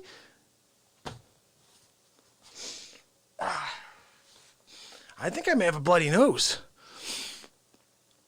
Do I have a bloody nose? Oh my goodness. He is lethal. I'm realizing it.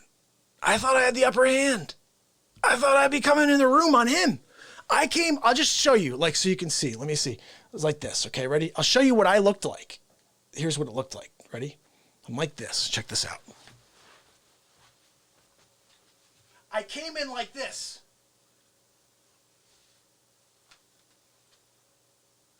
And I'm about to jump on Fauci. I'm like this. And I can't believe it. Again, he goes, "It's you, Real Talk." And he grabs me, elbows me in the Fauci like 3 times. I couldn't even get away from him. He's that quick. And then I just yelled at him. That's the only way I can get rid of him. I was like, just get out of here, Fauci. Get off my program. And, he keeps taking over. And it's just a problem because he's not a nice man. He's a very, very bad person. And he's just been mean to you guys. And I feel like we got to do something about him. Adam's right. Cato, just a wall. It's just a wall over there. Just so you guys know. Don't expect that there's someone actually in the room with Fauci. It's not. I know, dude. Oh my goodness. That's the craziest thing. Adam just nailed it. He goes, it's kind of unsettling that cat sneaks into your house when you have kids sleeping upstairs. That is the thing that's craziest. What is wrong with my ADT is what I got to figure out. That's my next call. Adam brings up a good point. How is he getting around the ADT? That is something that I don't know if anybody will ever figure that out. That may be an Einstein question. Like, how do you figure that out? How does Fauci get around the security network known as ADT? What does ADT stand for anyway? Does anyone know? Another damn telephone company pretending to be an alarm company and then eventually became one? I don't friggin' know, guys. Listen, been here for 450 days with you. D.S. Campbell, look, turn your show on. Enjoy it, buddy. My man Adam, I appreciate you, brother. And we're here together for 450 days and beyond to just be silly, to just connect. We've got a lot of crazy stuff going on in this world right now. And I'm here to keep us up. Ryan, my brother. I haven't seen you in a while, my man. 450 days in a row, my friend. I'm here just driving. And you missed Dick Fauci. You may want to go back and check him out. And then you missed some music. I may go back to the music right now. Ryan would appreciate that. Show you the BeatSeat. You guys up for that? Play a couple more songs? I think we should do that. My newest service while in seclusion is you can book me for a face swap. Celebrity face swap of your choosing. I already made the first one for free for anyone who has a kid named Timmy that plays a lot of Fortnite. While I set this up, check this out. Well, little Timmy, your mother says that you haven't been doing your homework. You know, if you don't do your homework, you can't play Fortnite. So you're gonna have to do all that homework, and then you can play Fortnite. Just listen to your mom, she knows what she's talking about. Big league. That's good. All right. Took me a second to get it set up, but you had a chance to see my newest face swap. Let's see what we can put together here on the guitar. Let me bring this up here. Hold on a second, guys. Don't go anywhere. Don't go anywhere. Bringing you live in a moment. Okay.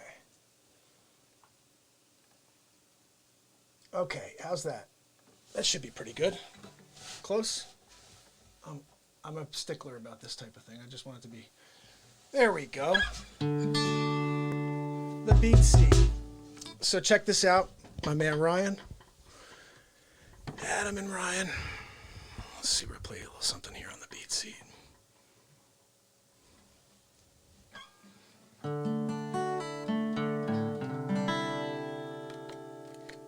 This isn't playing, is it? I should have kept it on before because the battery's so low that it's not kicking back on. I'm going to go back to the jazz guitar, guys, okay? Yeah, this isn't clicking in.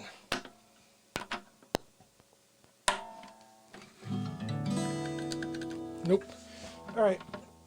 We leave this aside for now. I'll put it back here. Let's get this guitar. We'll play this one for the rest of the night. It's my beautiful jazz guitar anyway. And hopefully my man Jim checks this back out. This is a Gibson. He's the master luthier at Gibson. He may have built this guitar.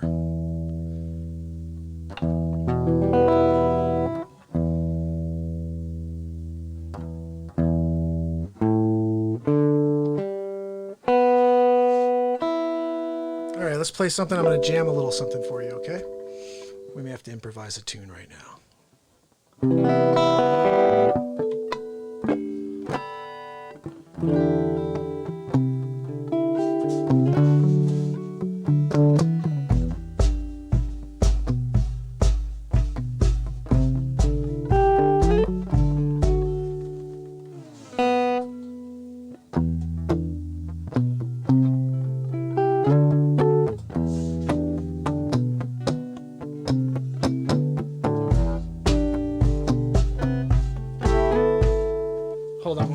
guys. I'm hearing something. This is because I had the microphone slide around.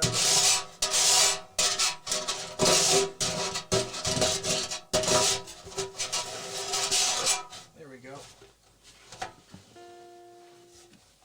All right.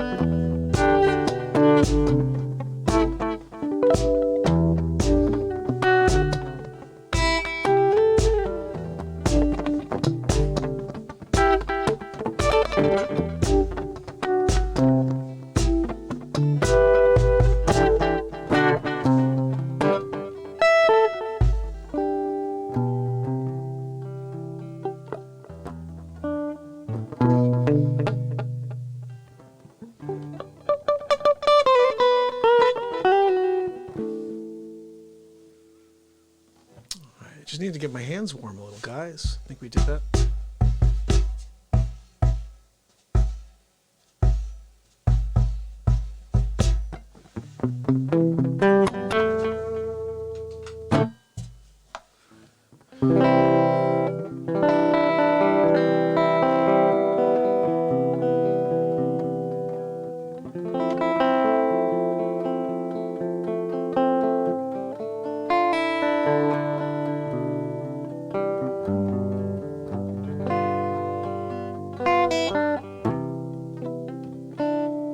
Alright,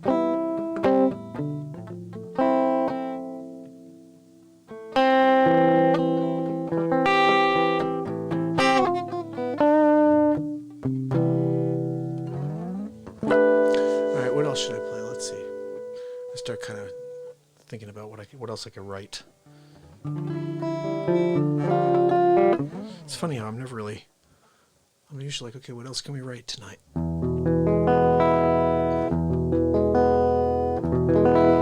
Let me just tune this while we're talking it out here. This is day 450 in a row. Head over to YouTube, subscribe, and ding the bell. Live again tomorrow for 2 shows. We're live 2 shows every day, guys. Because we need to keep each other up in this madness. We're playing music every day on the BeatSeat, too. So here we go. Let's play you something.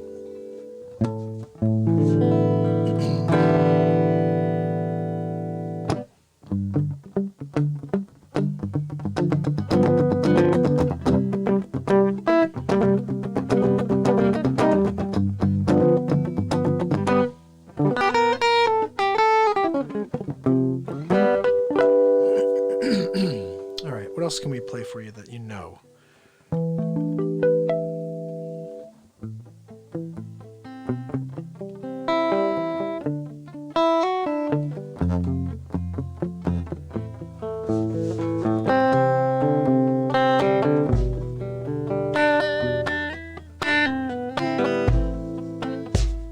You guys know that tune?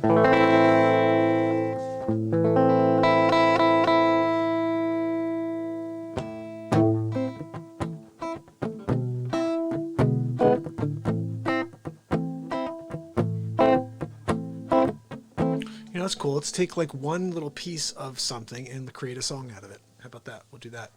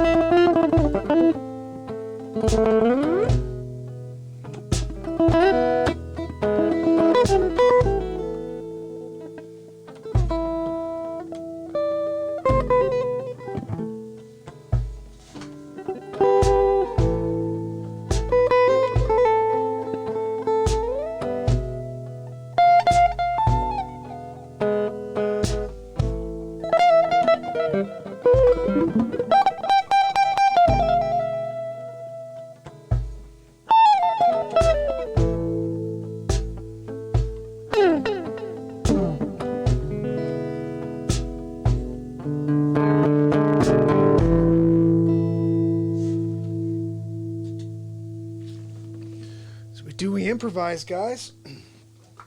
Sometimes we come across something that's nice. Sounds pretty. Lady Vane! And we got NYC.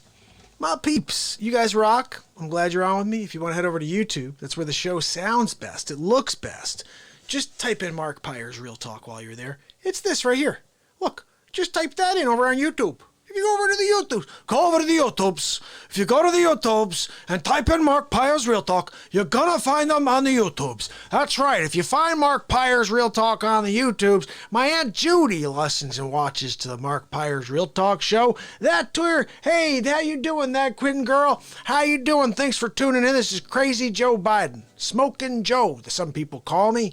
And just to make sure you vote for me in November and not for Donald Trump. I'm going to beat Donald Trump. Yeah, right.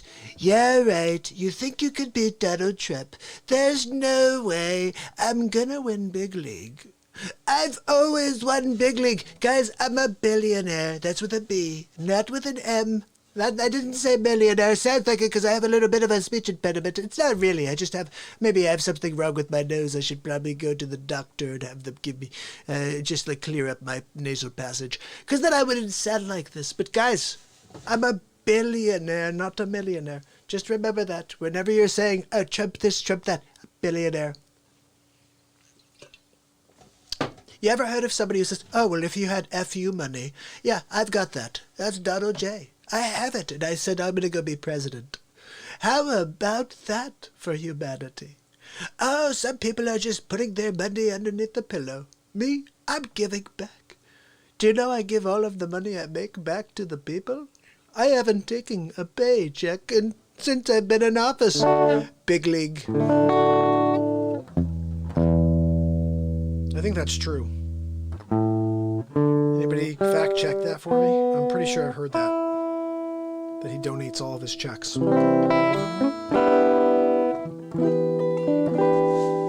So I'm not sure if we'll get lucky to have anybody on named. My friend Mark really likes this tune.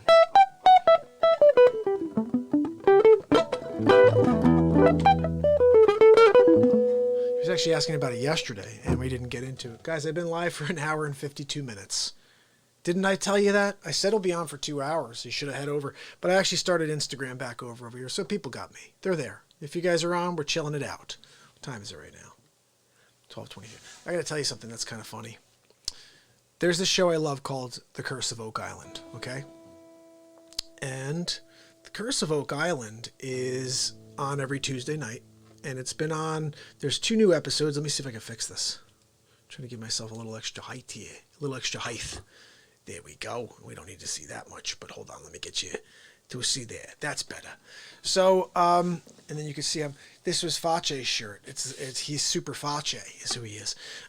So the super Fauci. Guys, we're on to 2 hours here. Can you believe this?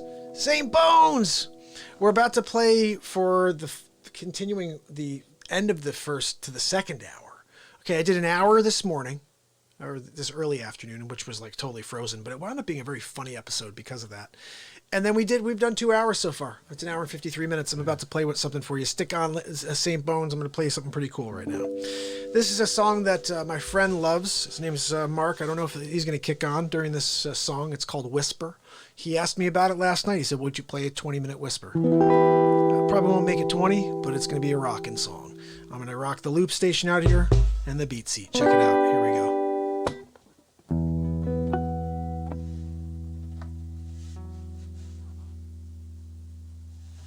See, let me erase this for you. Let's just hear what it sounded like.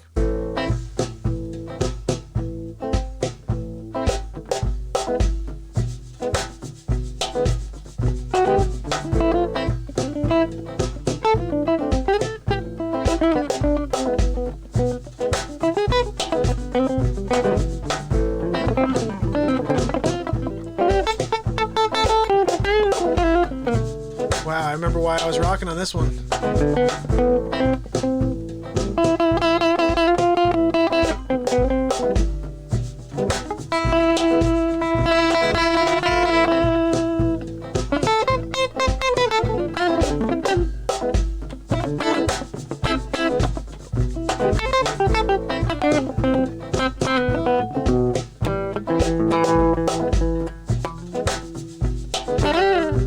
That was that one, and then what was this one?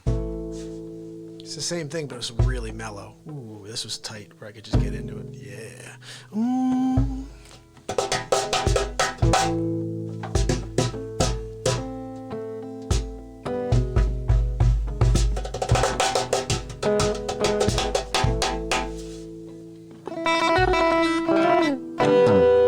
Alright, so this one I think I can get rid of.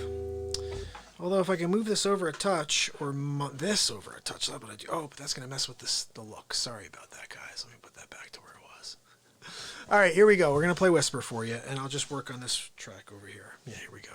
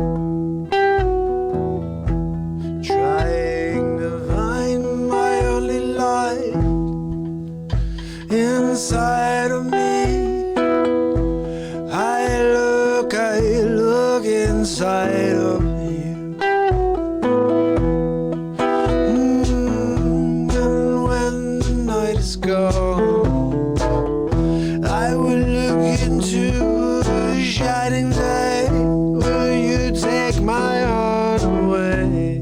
The love was gone, the love is in the air.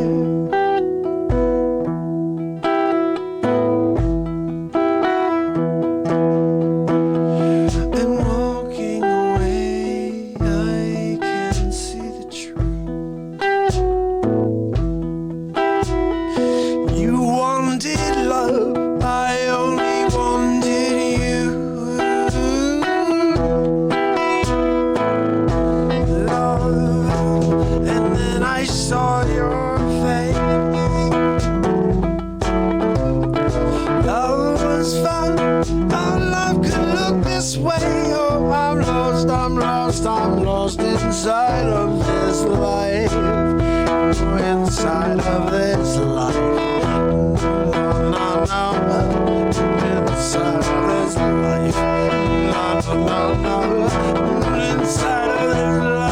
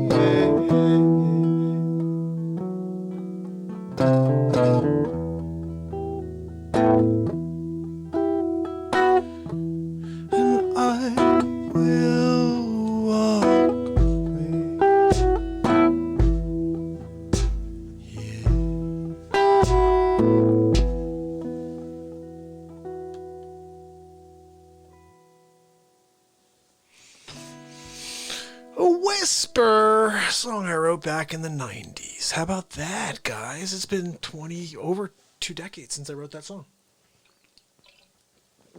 One of the first songs I wrote, Whisper. Cool tune back then. How's everybody doing tonight? We're here for 2 hours and 7 minutes. It's day 450 in a row, so I'm thinking about staying on for 4 hours. For 4 hours and a half. 4 hours and 50 minutes. I don't know about that much, but I'm gonna keep playing for you a little bit longer here. And feel free to say hello. My man Adam's on. Join him over on YouTube. I don't think Adam's on YouTube right now, but head over to YouTube, everybody. Subscribe and ding the bell over there. Let's see. If it's on YouTube. I don't even know if it's on right now.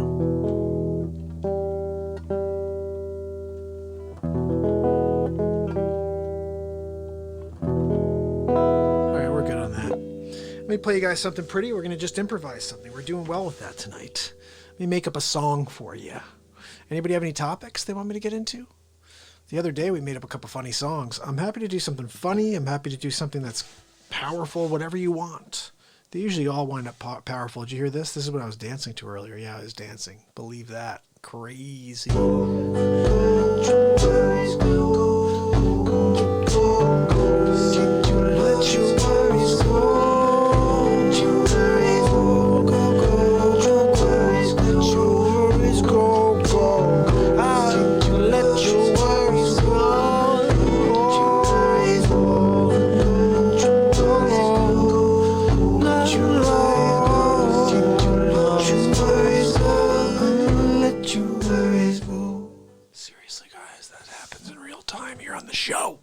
We make up songs on a daily on this piece. Okay, I put the capo on the 5th fret. Let's go with it.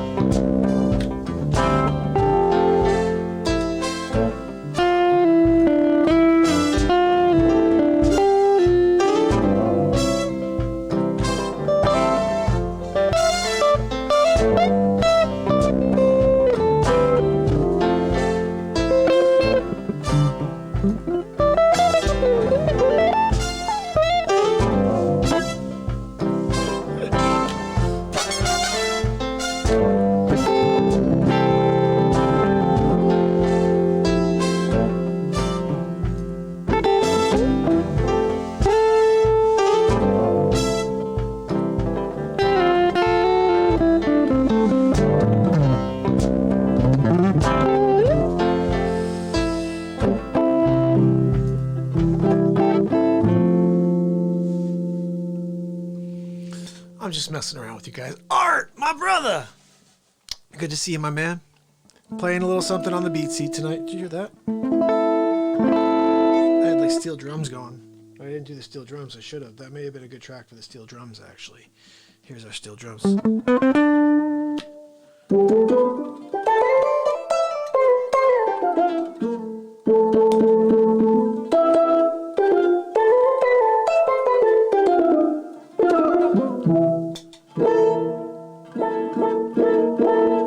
Let's see what else we got here for you guys. I'm going to play you one more song, and then it's 2 hour and 15-minute show, guys. 2:15 so far.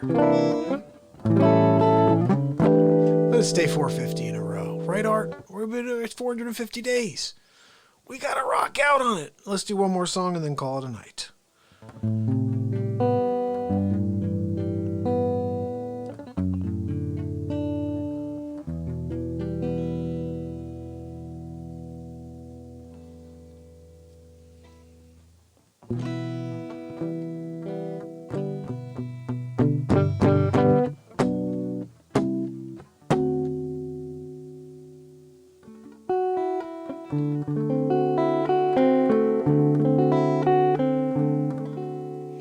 Guys, I've been on I did an hour earlier today and now 2 hours and 15 minutes. So I'm feeling kind of tired, and it's an hour. There's a minute and a half left on this. So why don't we do this as the final tune of the night? It's our end tune typically, but we have an hour and a minute and 20 seconds left. See, listen, I'm like, an hour? I could do another hour, but I'm going to be like terrible. Let's just do this track and try to do it well.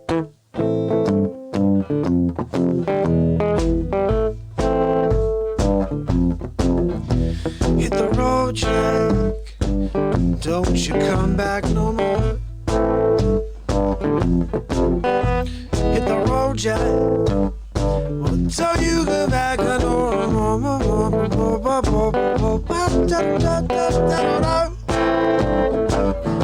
Oh yeah, I said, listen, pretty baby, don't you treat me this way. I'll be back on my feet someday. Don't matter if you do, 'cause it's understood I ain't got no money.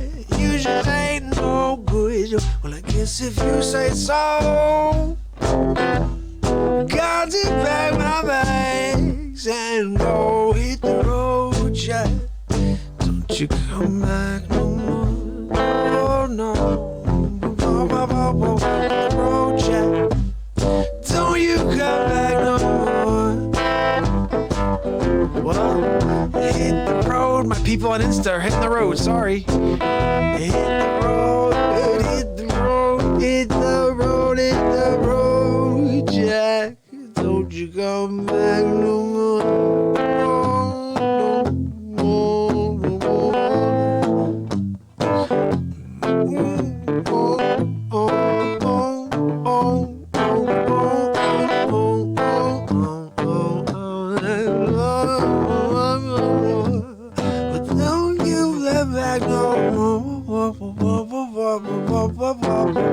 Hit the road, hit the road, hit the road, hit the road.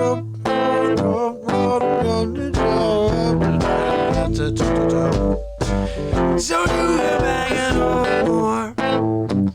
Well, don't you come back no more. But don't you come back no more. Don't you come back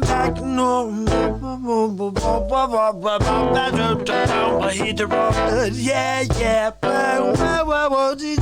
Hit the road, yeah, yeah. Well, don't you come back more. Till tomorrow, of course, guys, because tomorrow is a whole new show. 2 shows, actually, to be precise. 2 shows every day while we're in seclusion. Now, again, what time is it right now in Thailand, Adam? What is it like? I think you said it's like a crazy difference in time. Isn't it like noon or something like that tomorrow for you? Like, where is it? What time is it? Let me put this on. We're going to play this one more time so you guys know, just so you're prepared. Well, little Timmy. We're not playing that one, but I'm going to play you guys both of these clips on the way out, okay? Just so you have the full show. You've got the Dr. Evil a Donald Trump conversation in full. Dr. Evil, I need you to stop being so evil. I can't, I'm Dr. Freaking Evil. I can't stop being evil. It's noon right now. Adam, it's noon tomorrow. Right now it's noon tomorrow in Thailand. If you're in Thailand right now, it's noon. Right now it's midnight where I am. It's almost 1 a.m. Adam, it's 12:49 to be precise. I'm into the wild night hours, Big League. Look, we're going to have to stop Dr. Evil. He seems to be the crux to my plans to take over the world. So we're probably going to have to stop him with a hypersonic missile. We'll get it from Vladimir Putin. Vladimir Putin, look, you cannot get your hypersonic missile from me, okay? I am the only one who has. I have this. Yes, Thailand, Big League. I'm in Thailand, Big League. Have you seen the women in Bangkok? I'm just saying, I've always thought that name was hilarious.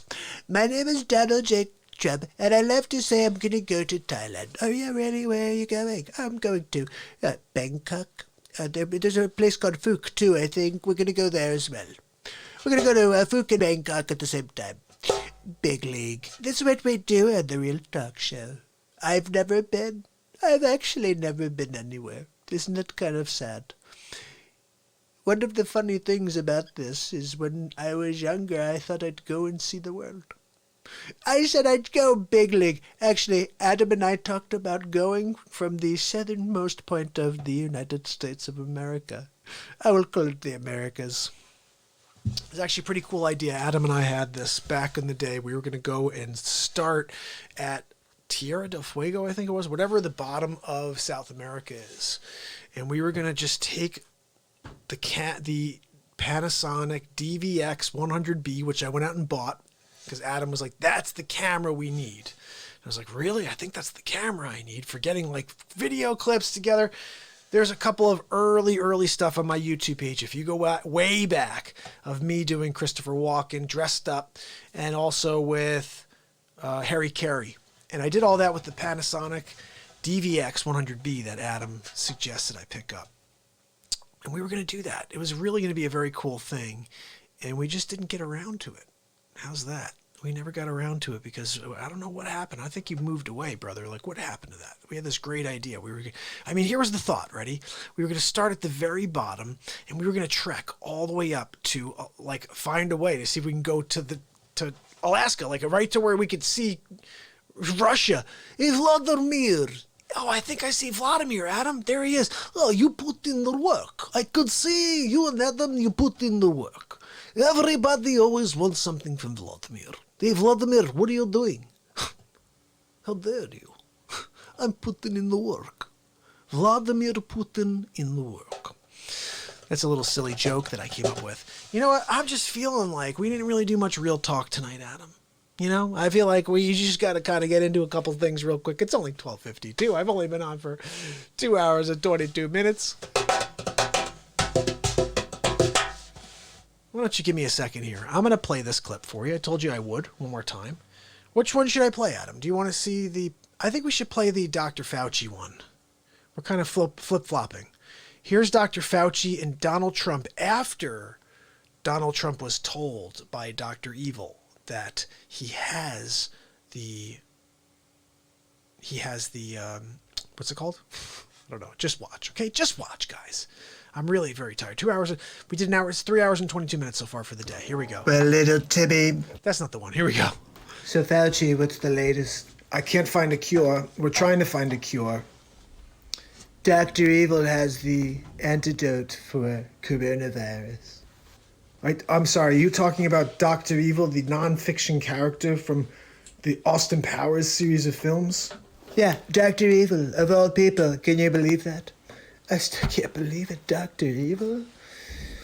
Well, Donald, I'm very skeptical. He says all he wants is $10 billion, but I'm skeptical. Well, I'm not sure if you're joking with me right now or not. No, I'm serious, Dr. Fauci. It's Dr. Evil. He's behind it all. I know. But this is a very serious situation that we're in. Yes, no, the non-fictional character from the Austin Powers movies. That's right. He seems to have the antidote. He only needs $10 billion. Well, Donald, I'm not really sure if there's an easy answer to this. Look, I have a problem paying anybody their asking price. I just don't do it. I don't give people what they want, I give them what they need. That's what Donald J. Trump does. I'm here giving people what they need, not what they want. He wants $10 billion. I told him I'd give him 9 and change. No, Donald, I would not give him $10 billion. He's conning you into believing that he's somebody that he's not. He's probably from Nigeria. Yeah, big league. Donald, there is no Dr. Evil. I'm serious. Dr. Evil. He's a real guy. He's out there, and he's got the antidote to coronavirus. This is all because of him. You are talking. Donald, he's not a real person, Donald. He's a fake individual. Have you not seen the first 8 episodes of Dr. Evil versus Donald Trump? Fauci, you gotta catch up. You're gonna have to catch up, Fauci. Dr. Evil is a fake person from a non-fiction movie called Austin Powers. And I think he's conning you into believing that he's somebody he's not. Anyway, listen, Fauci, I've got to get going. I appreciate you, and I'll see you soon. I love how he just disregards the valuable information from Fauci. How funny is that? He's like, oh, anyway, okay, thanks, Fauci, for totally disregarding what I had to say about the matter. Because honestly, I'm going to do it anyway. My name is Donald J. Trump, and we're going to win big league. So anyway, listen, Adam, we're not done yet. It's 12 o'clock where you are, you know, and it's almost 1 o'clock where I am. How about that? We've done officially 2 hours and 25 minutes here on the 450th day in a row of Mark Pyre's Real Talk. And at this point, we might as well just go for a cool 4 hours, right? I mean, I'm just thinking, it's kind of crazy to stay on for this long. It's not like anybody's going to be like, oh, let me see what he's talking about now. Like, I wonder how long I could stay on. I think 4 hours is the max. I think if you do 4 hours, you can stay on Facebook. After that, it cuts you off. So I could theoretically, but honestly, the show starts to deteriorate about 30 minutes ago. You know, now I'm just kind of sitting here and starting to get delusional. Maybe I start just rambling off random characters from movies, you know.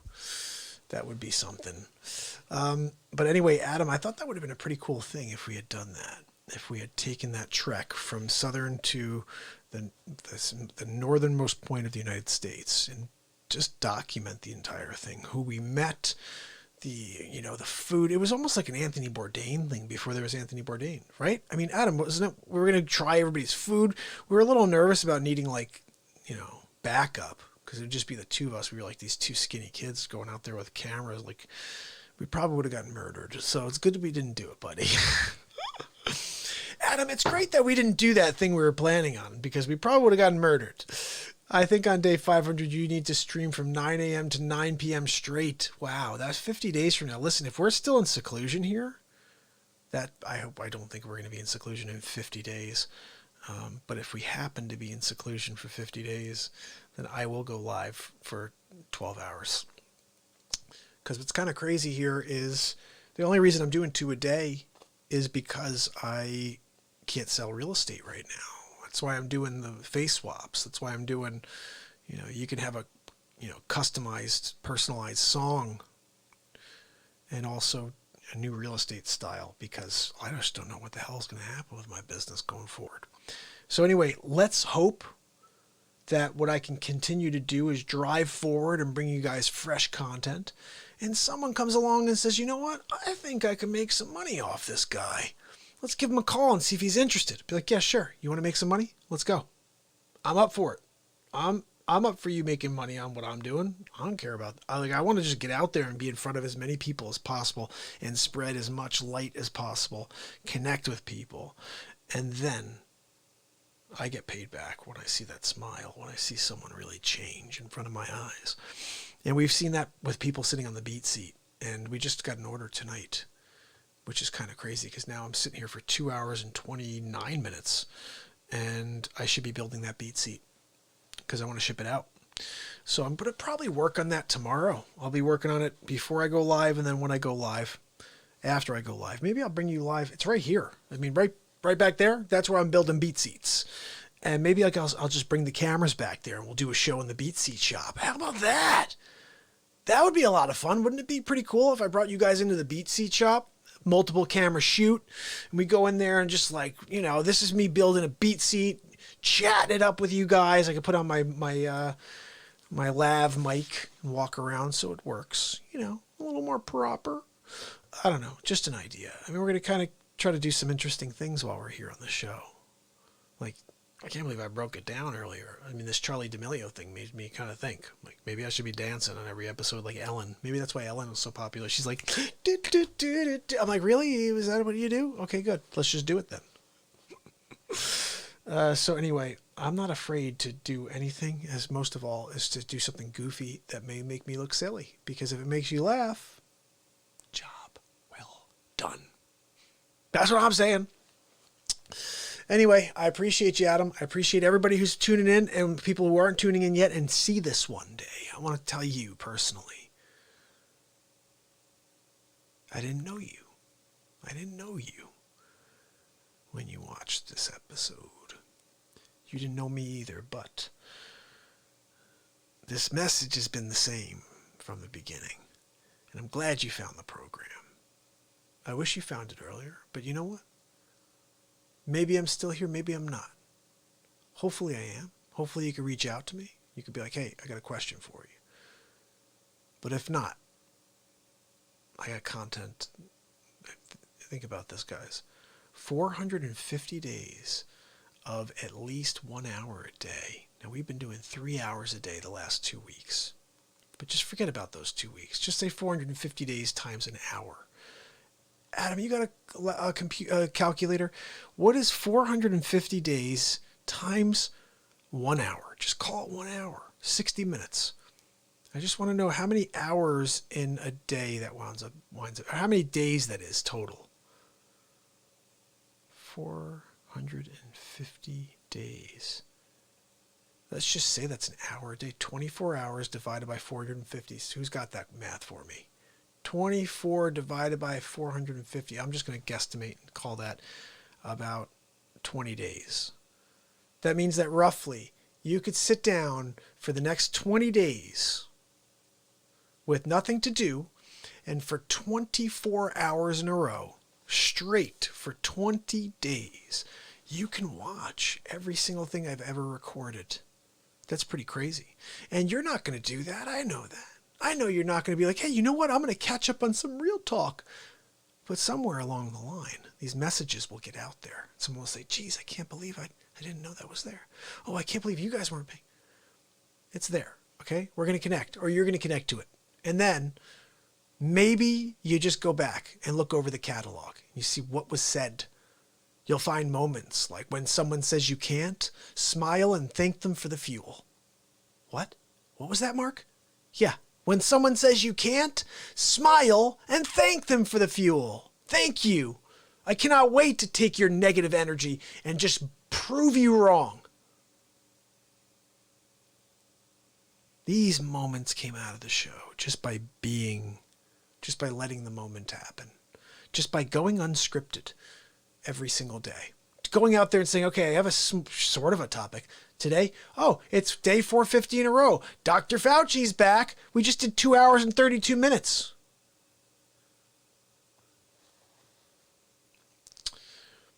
The point is, I'm tired. That's the point, Adam. I'm tired. Look, I put a lot out there today. Like, you know, well, how much more am I supposed to do, Adam? It's Fauci. Look, I'm telling you something. Next time you ask Fauci to go on for more than an hour, take a look at his rider. He's on for 59 minutes and 58 seconds. If you go a second over, you get an elbow in the Fauci. Like, you gotta get very careful. If you wrong Fauci at all, it's followed up with an elbow in the Fauci. I'm trying to warn Cato. I'm trying to warn them. Was he talking to Cato again today? What the hell is this guy doing? What is Fauci doing, Adam? like, I still can't believe this. Why didn't you, like, I was hoping I would have gotten a message from Adam, like saying, Mark, just be forewarned. Fauci's hiding in the studio. So when you come in, he's going to attack you before you can attack Fauci.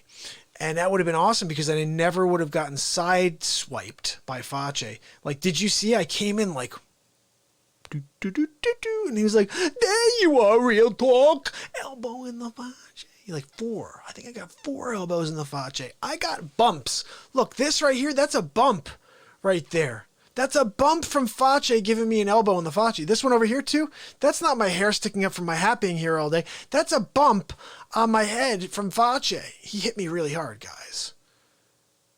Yeah.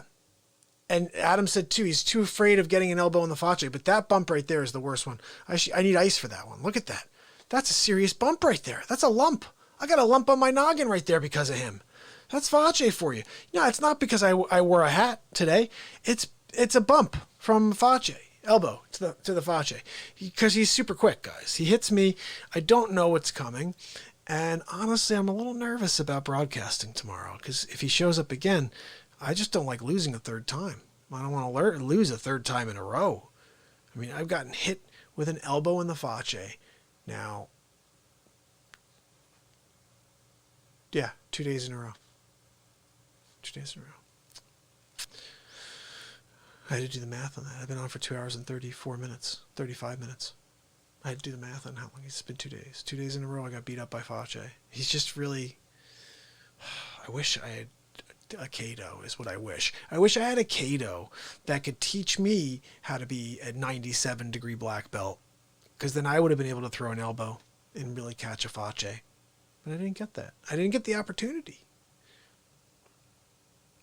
Poor me. Anyway, how long could I carry this charade on? Hi, Adam. What the hell?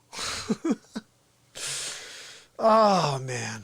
So this is day 450 in a row. I just want to thank you for sticking with me, especially you, Adam, for being on from the beginning through the whole show with me today. That's 2 hours and 30. You're the man. You are the man, my friend. And tomorrow I'll be back. I'll see you tomorrow evening as well. But tomorrow I'll be live roughly, let's call it 1:30, 2 o'clock. I don't know. We'll see. Maybe 3 o'clock. It depends. It really depends. If I get stuff going with my kids, I'm hanging out with my kids. If I'm doing something for work, I'm trying to do something for work. You guys should be booking the face swaps while you can, because I think that thing's going to blow out of the water. Like doing face swaps for people, this is just like so much fun. First of all, I can't wait to do others besides the Timmy one I did. So book it. Head over to markpyersrealtalk.com. And I will see you tomorrow. My man Adam, you rock, brother. Whew. This is a crazy long show. It's literally 2 hours and 37 minutes. This may be the longest show. It should be, though. Day 450 in a row should be the longest show. Just be aware.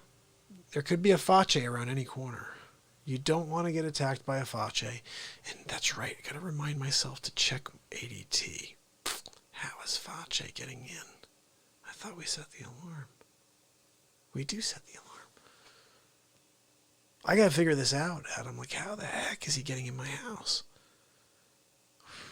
I'm worried now for my kids, now that you said that. I didn't even think about that. I'm like, I just thought it was a normal thing. I was like, oh yeah, this Dick Fauci, he probably shows up in everybody's basement.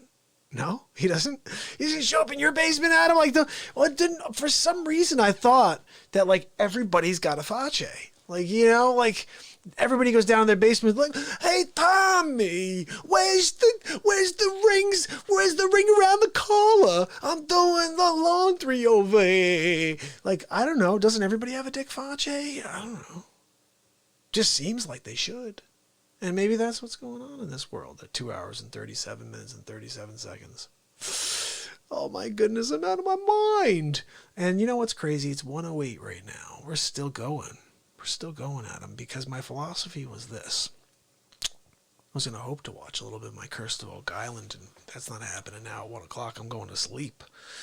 So we might as well stay on until 7 o'clock in the morning. No, I'm just kidding. I will seriously be back tomorrow for another 3 hours. Seriously crazy. We need to get more people to join and get some entertainment here. Connect with us. And just take it to a new level. I have nothing left, though, Adam. I am so tired right now.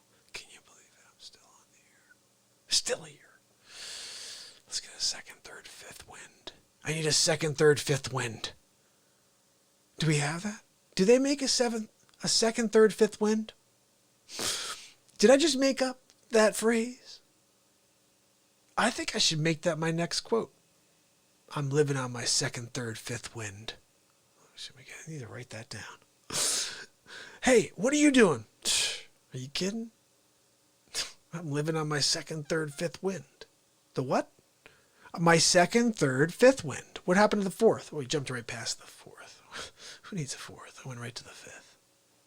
I went from second, third, right to fifth. Second, third, fifth. That's what we do. Well, why did you skip four? Don't you get it? That's how I roll. Second, third, fifth. Nobody taught you that in school? When you're going to do your second, you already did your first. So you do your second and your third, and then you skip another because you already did your first. It's just kind of the way, it's a logical thing. Everybody does it, second, third, fifth. No, you never saw that before? Come on, man. Pick up a book. It's in every single book. The history books, they all talk about second, third, fifth. They don't say 1, 2, 3, 4, 5. They say second, third, fifth. Like, it's about, you fail on the first, like, well, it's probably going to be the second, third, or fifth. Like, what? What the hell is that about? Well, it'll be fourth. Nobody wants to do the fourth, especially in China. And China, number 4 is a very, very bad number. Isn't that right, Adam? It's a terrible number in China. Look, Adam, I got my second, third, fifth wind. I got the second, third, fifth wind. I'm here on Real Talk, where we're just talking about how number 4 is a really bad number in China. And I was going to talk to President Xi about it because I think 4 is actually a pretty cool number. It's a cool number because it's after 3. It's in between 3 and 5. It's right there. It's a 4. But President Xi, he doesn't want to acknowledge that there's a 4. Every single building in China doesn't have a number 4. Nope, it's got a 1, 2. It's got a 3. It's got a 5.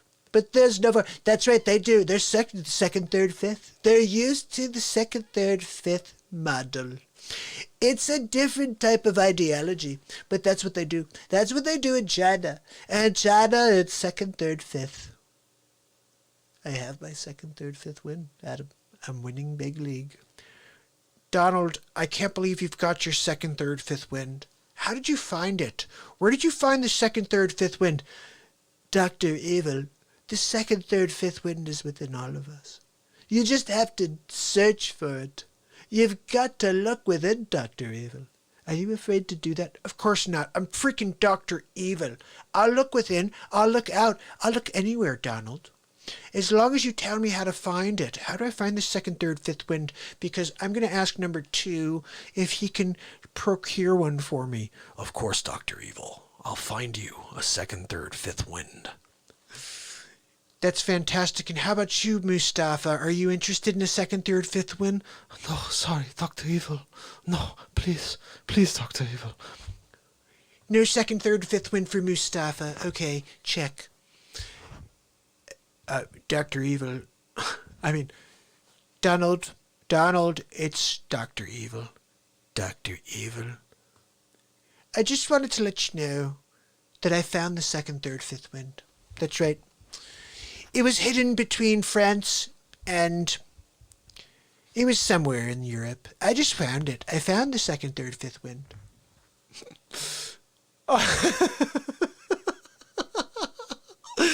Adam, I love you. He said, I hope someone sifts through the archives one day and comes across this ending mad rant. Ha ha ha. A diamond treasure find for sure. You know what, brother? You're so right. We got to 2 hours and 34 minutes and I was like, I got nothing. And then what the heck is this second, third, fifth wind? But you know what? It gave me the second, third, fifth wind. I got it right now. I'm ready to go. Let's play for another hour. I got some more music coming up. Let's get the guitar out. Let's get the BeatSeat going because I found my second, third, fifth win. I'm wiping my Fauci, by the way, with my shirt instead of with my hands. Well, I'll tell you what. Seriously, I feel it. I jumped right over 4. I don't need 4. I'm going right to 5. Second, third, fifth. Bam. Dude, what about going to the 6th? I don't need a 4th or a 6th. The second, third, fifth wind. That's what we all have within us. Oh my goodness, Adam, this is totally nuts. I can't believe I found this. Who's on with us? Say hello. This is my 450th day in a row. I've been on for 2 hours and 44 minutes.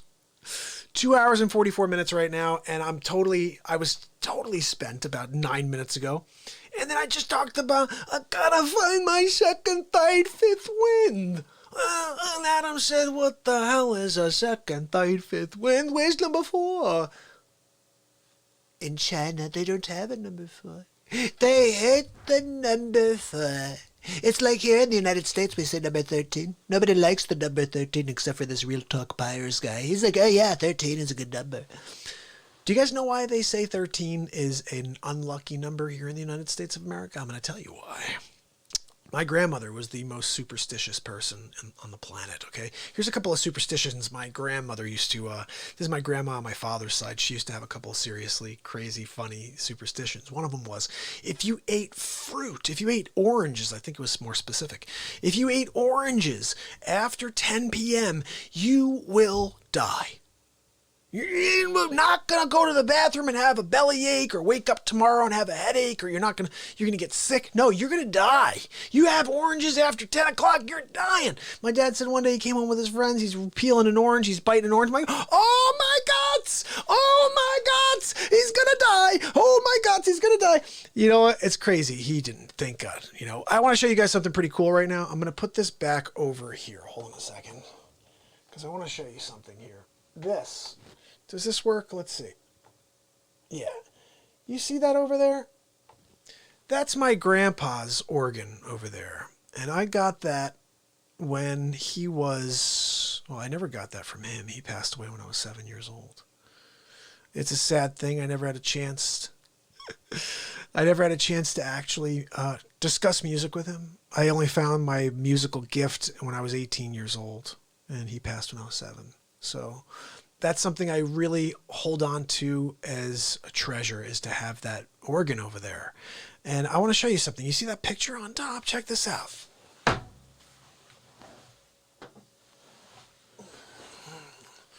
right. So this over here, this is my dad over here.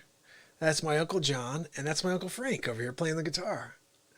And it's one of the coolest things in the world that I have this photo. I found this one day, and I'm like, oh, and they were just like, oh yeah, it's a cool picture. I'm like, no, that is the coolest picture in history, because that is my family playing music right there. And my grandfather must have loved this, because he was an accordion player, played this organ right over here that I just showed you.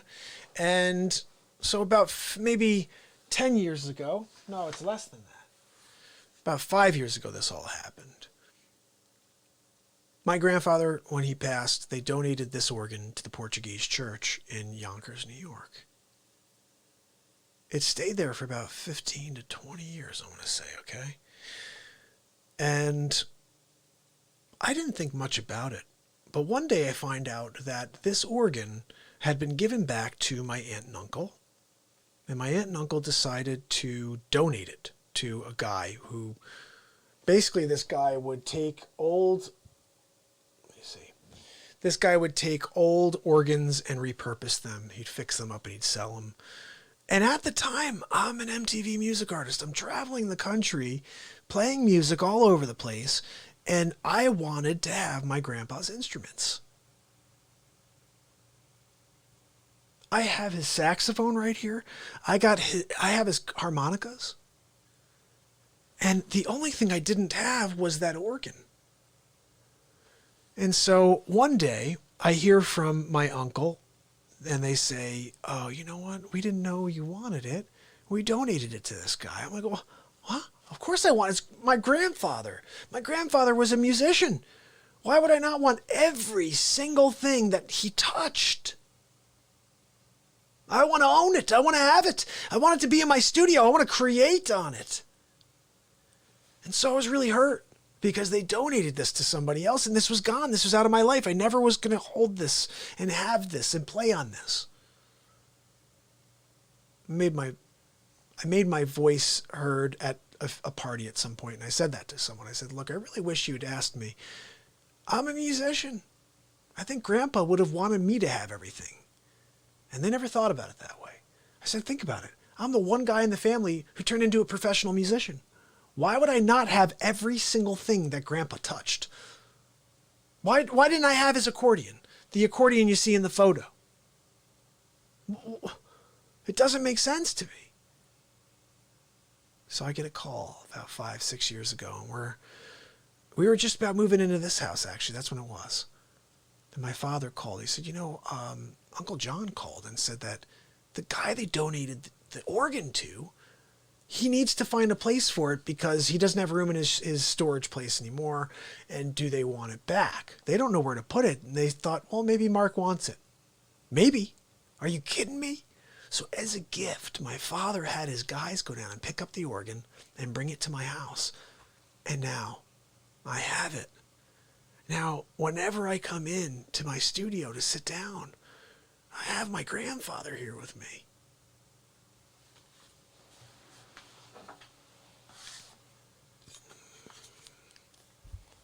This right here is my grandpa, my grandma, and that's me in the middle on the bottom there.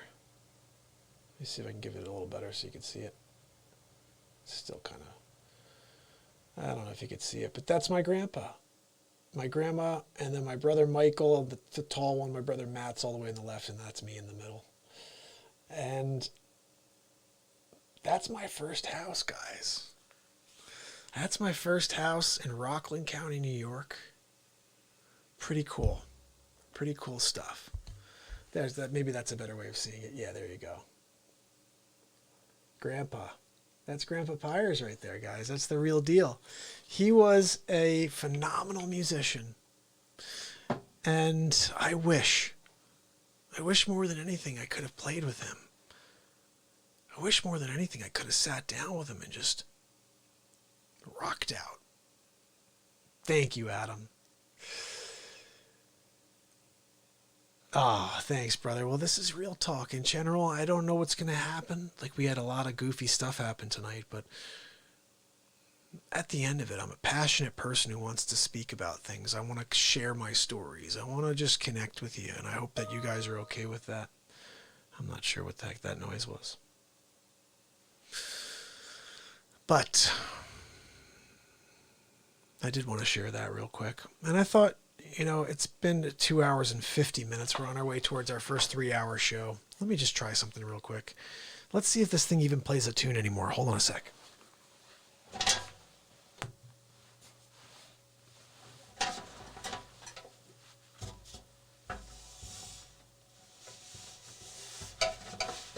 Let's see.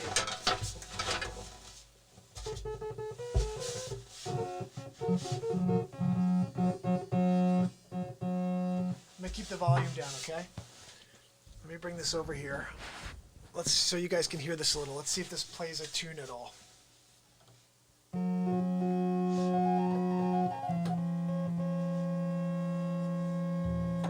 Look, we have bass. All right, let's rock something here. Ready?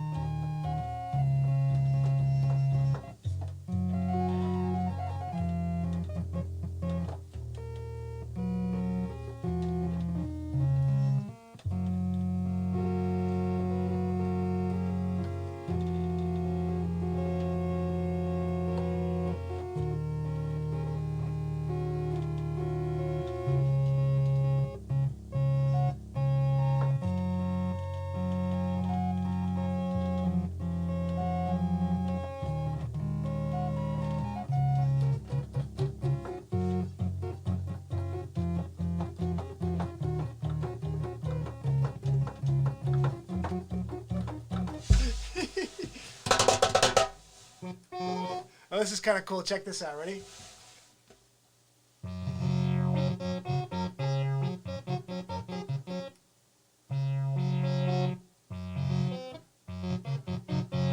All right, this is a song. Okay, I'm going to share something with you guys real quick. I always imagined if my grandfather wrote a song, this would be the song. Check this out. I'm going to try to see if I can play it loud enough for you to hear.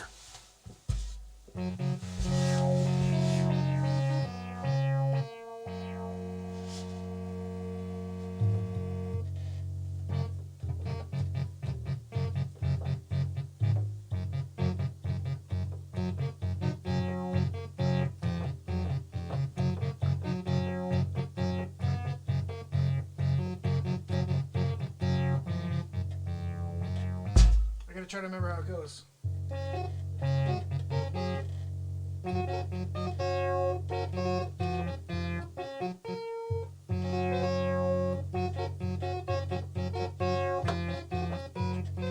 don't remember how it goes.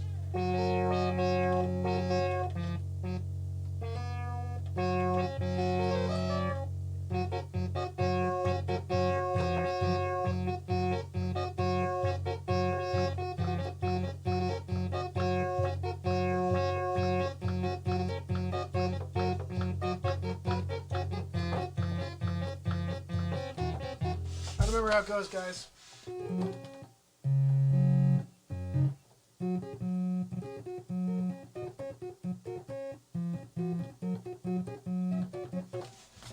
don't know. Anyway, that's my grandpa's organ for you guys, and we officially probably went over 3 minutes. No, we're still at 2 minutes and 55.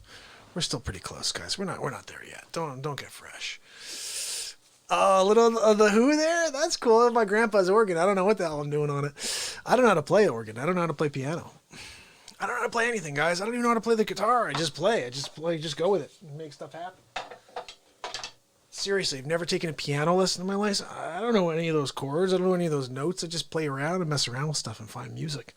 And same thing, if I grab a piano, I remember I went to this Sunday brunch once, and I'm there I was just vamping. I was just hearing stuff and playing around, right? And someone came up, they're like, wow, you play beautifully. I was like, I don't even know how to freaking play. Are you kidding me? I don't know what I'm doing on the piano. I play the blacks. I play the blacks and I throw in a white every once in a while. I'm like, that sounds pretty good. Like, you throw in a white every once in a while when you're playing the blacks. You're like, dude, that sounds really hot. You're like, yeah, I know. What key is that in? I don't know. Blacks with a white? It's in the key of blacks with a single white every once in a while. It's a different type of chord progression. Yeah, I know you guys are used to A, B, C, D, E, F, G. No, I play the blacks with one white. Yeah.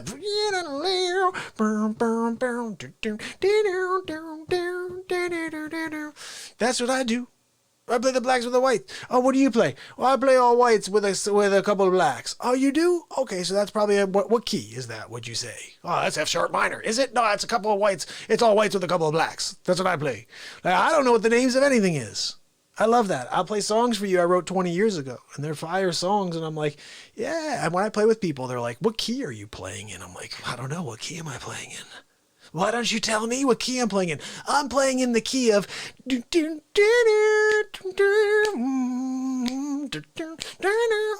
making it up, man. I don't know what the hell... What? What key am I playing in? How about I'm playing in the key of a song that's never been written in the history of time, and I made it up just now? How about that's the key I'm playing in? How about you tell me, or you just say this is what I'm playing along with what you created? You created something. I'm going to just add to it. I'm going to add to this piece and make it something more than it is. And then afterwards, I'll tell you what key it is, just in case you care. I really don't care. I have no idea what the hell you just said. What did you say? Oh, it's an A7 minor. Is it really? Is it really? To me, it's in what I heard in my mind. That's what key it's in. What key are you playing in? I'm playing in the key, I don't know, I heard a bunch of notes in my head and I wrote it. That's what key I'm playing in. Oh, really? What's that song about? Oh, why don't you listen to it? Listen to the lyrics. Did you guys hear the song I played for you earlier? The best for you and me. Sometimes I try a little too hard. Sometimes I need to be alone, but most times I need you there to hold me close and let me know who I am. Because sometimes we please ourselves. We never think about the next, always number one. And I don't know why we are here and the stars are in the sky. And I'm not sure if we could change, but you know I'm going to try. I just want the best for you and me. And at night, the cool air feels right to me. And I thank the Lord and I pray for more. And if the time comes when we all judge ourselves, just let me know and I'll be there for you. And I know that the man can get you down sometimes. And I'm not sure if we could be free. But free fall with me. Free fly away like a dream. You miss the ones you love the most. Isn't that true? You miss the ones you love the most. So we walk on down the road. We're holding hands. Philosophize with God. And I will soar in the clouds tonight. I'll spread my wings, open up, and fly away. And I know I'm going to miss this place when it's gone and we're standing right here. And I wish we were thinking about the people walking by me and you. But if we start, we could change and get the best for you and me. We could get the best for you and for me. If we start, we could change. That one line blows my mind every time. I know I'm going to miss this place when it's gone and we're standing right here. 3 hours, boom. Did we hit it? Oh, yeah. 4 seconds. Ready? Countdown. 3, 2, 1. 3 hours. Holy cow. My first 3-hour show. How about that? Well, when you're live for 450 days in a row, you did an hour this morning, you just did 3 hours. Now we did our first 4-hour day. How about that?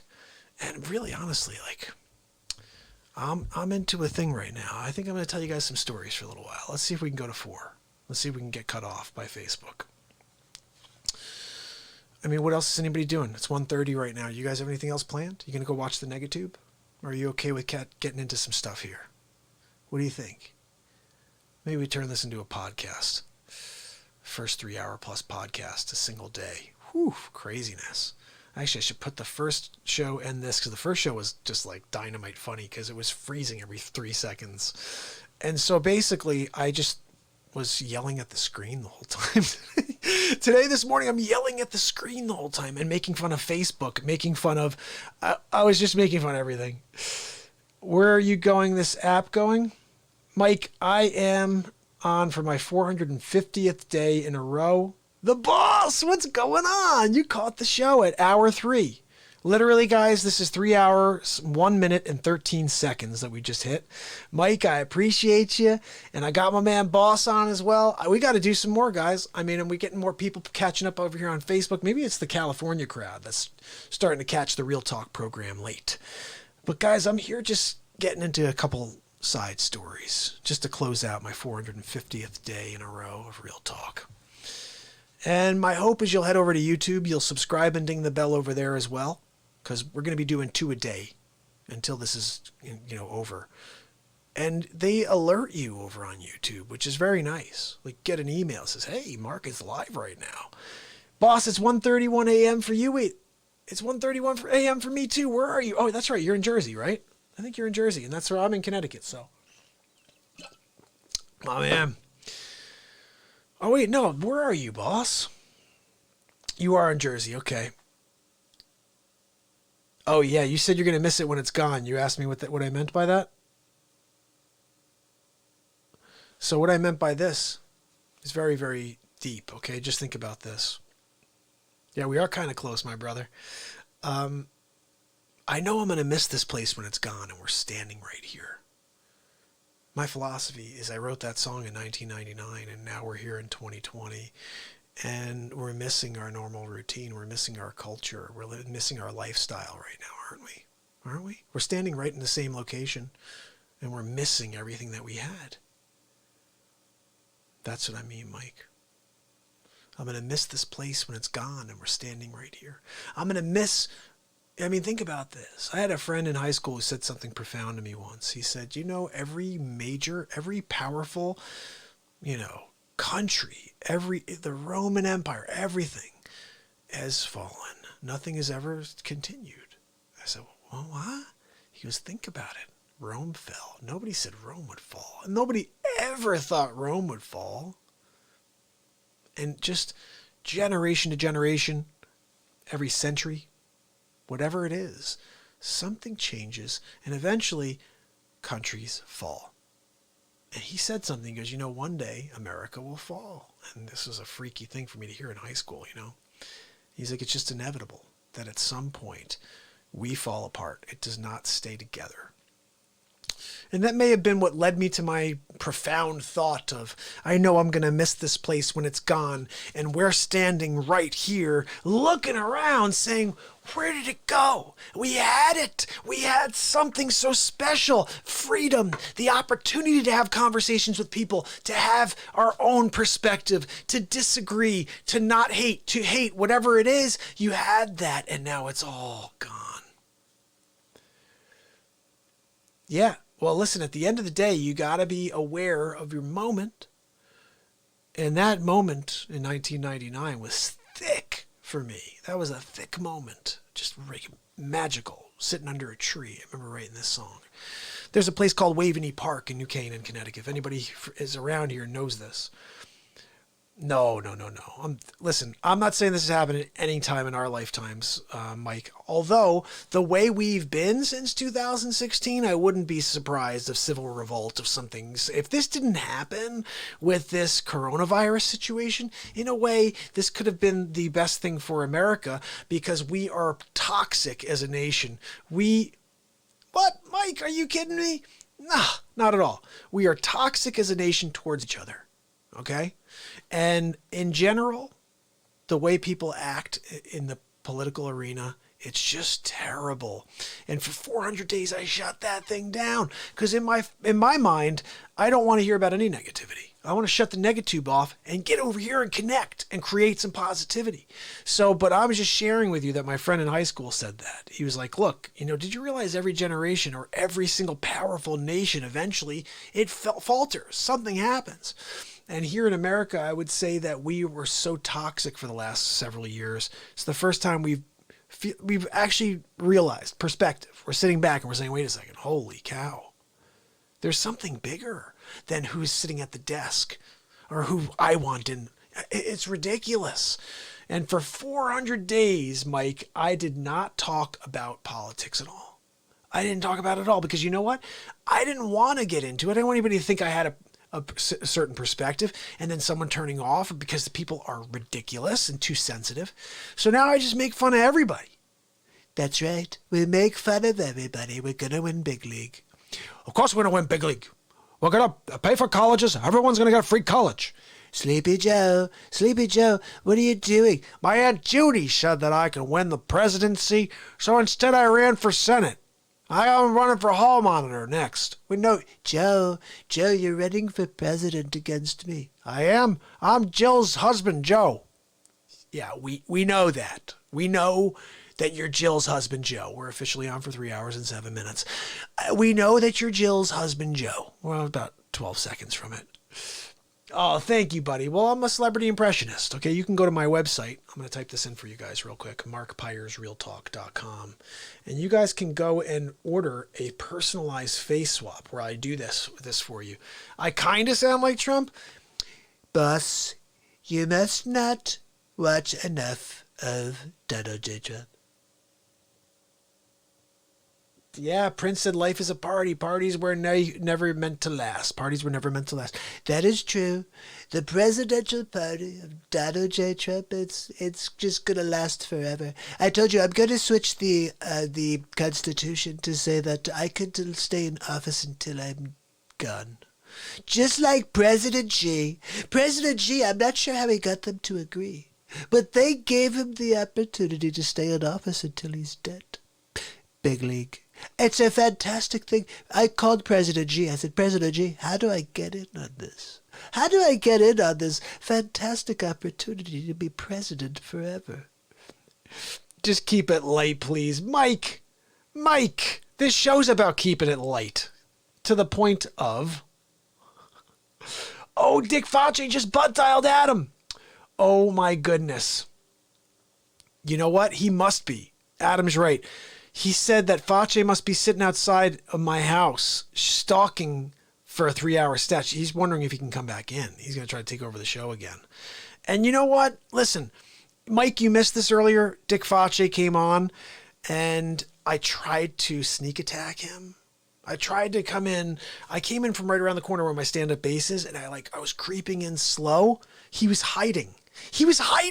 And when I came in, he goes, I found you, Real Talk. And I'm like, Fauci. Before I could turn my head, I had an elbow in the Fauci. I fell down, and then this happened. Right there, that's a bump from him giving me an elbow in the head. And I scared him out of here, ran him out. And then we had actually a scarier thought when Adam said, well, how the heck is he getting in your house? How the hell is Dick Fauci getting in your house every single time? Especially because I'm alarmed here. How is Fauci getting himself into my studio when I go make a coffee every single time? I just don't get how it happens.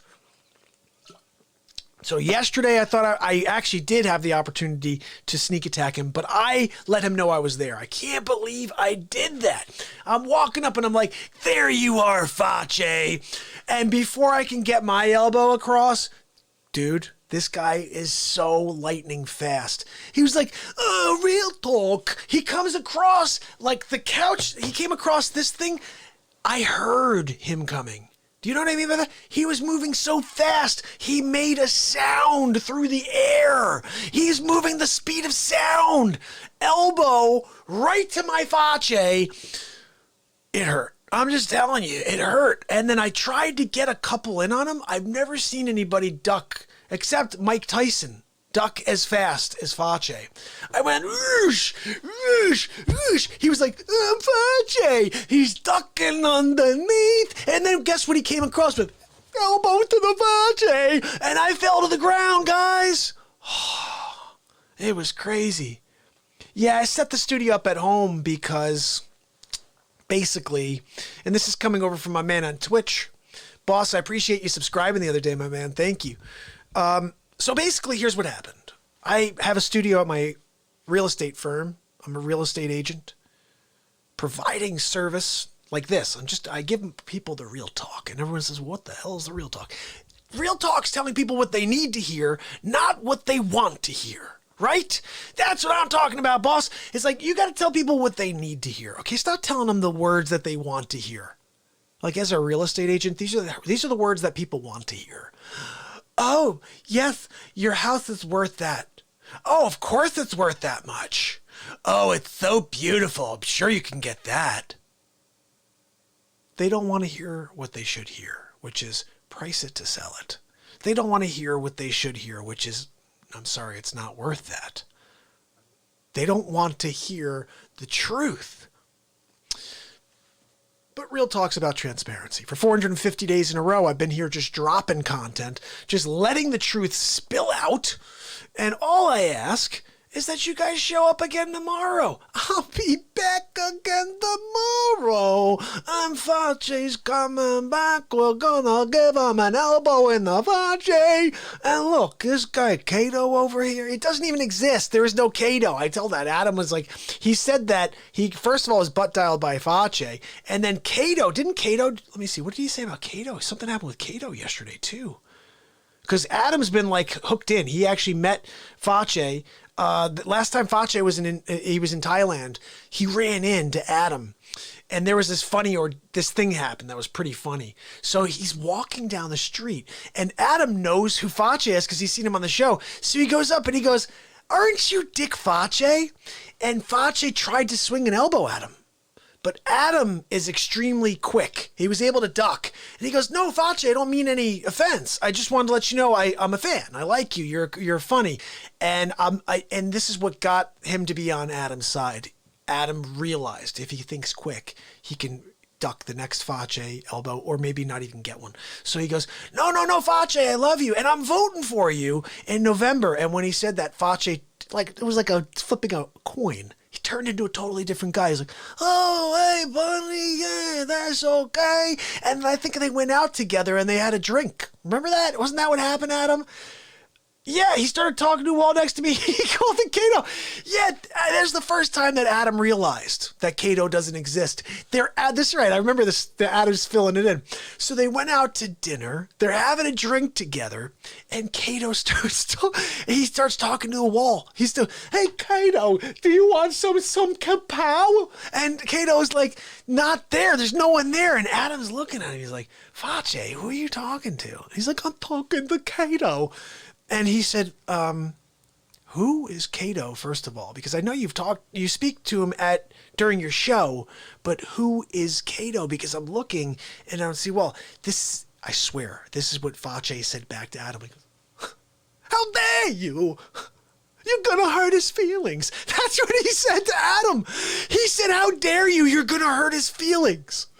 And then all of a sudden, Adam felt really like uncomfortable. And he was saying to himself, I feel like weird now. I can't bring it up again because I told him there's nobody there. There's a wall. And then Fauci goes, how dare you? You're gonna hurt his feelings. And I think Adam was just like, okay, this guy's out of his freaking mind. But let me just keep going. I'll tell him that I'm gonna vote for him and make sure there's no elbows coming towards my Fauci.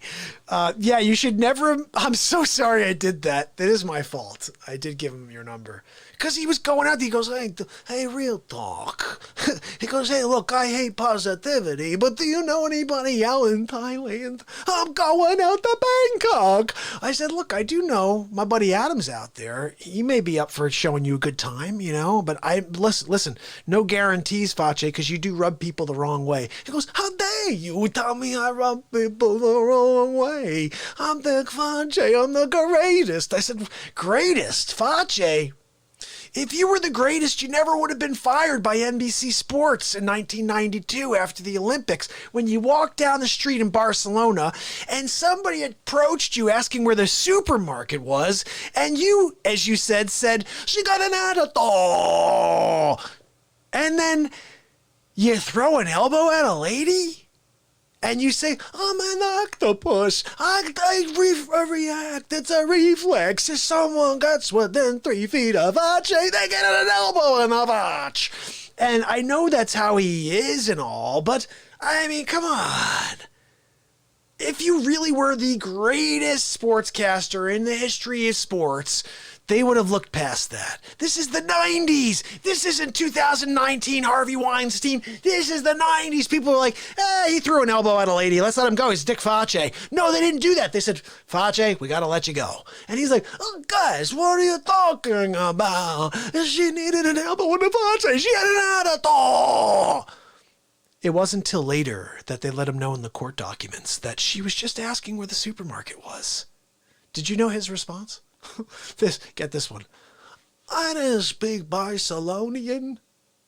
What the hell is Barcelonian? Oh my goodness. Boss, I appreciate you. Thanks for tuning in. See you tomorrow night for day 451 in a row. But what's Barcelonian? Like, what was he even talking about when he said that? It didn't make any sense to me. I appreciate you, brother. I really do. And thank you again. Oh, also, if you get a chance, go to YouTube and subscribe over there as well. I'm really trying to blow out the YouTube and Twitch page, and Periscope. And Adam, thank you for subscribing on Periscope. I think I got you back. Look, this show is going to keep going, guys. I mean, I'm on for 3 hours and 18 minutes now. This is craziest. It's the craziest thing in the world. But I'm not here alone. As soon as I see nobody on with me, I'm going to go off. That means if you stay on, I'm staying on too. Kind of crazy. Can't wait till I see my wife in the morning. She's like, how long were you on the air for last night? Like, I don't know, 74 hours. Is that even an amount of time in a night? No, it's not, Mark. You can't do more than 24 hours in a day. That's the maximum. Oh, it is? That's the maximum? In Mark's world. But guys, we have literally covered everything today. We went into some stories at the end about my grandpa's organ. Played you a little of my grandpa's organ. We played a lot of music earlier. Oh my goodness, it's not even 1 p.m. there. It is 1:48 right now. And here's the thing is I can't leave my house. I can't go anywhere. I do have an office meeting though tomorrow morning. It's like a Zoom call. So, but gives me plenty of time to sleep. It's not an early call. I just have to get there.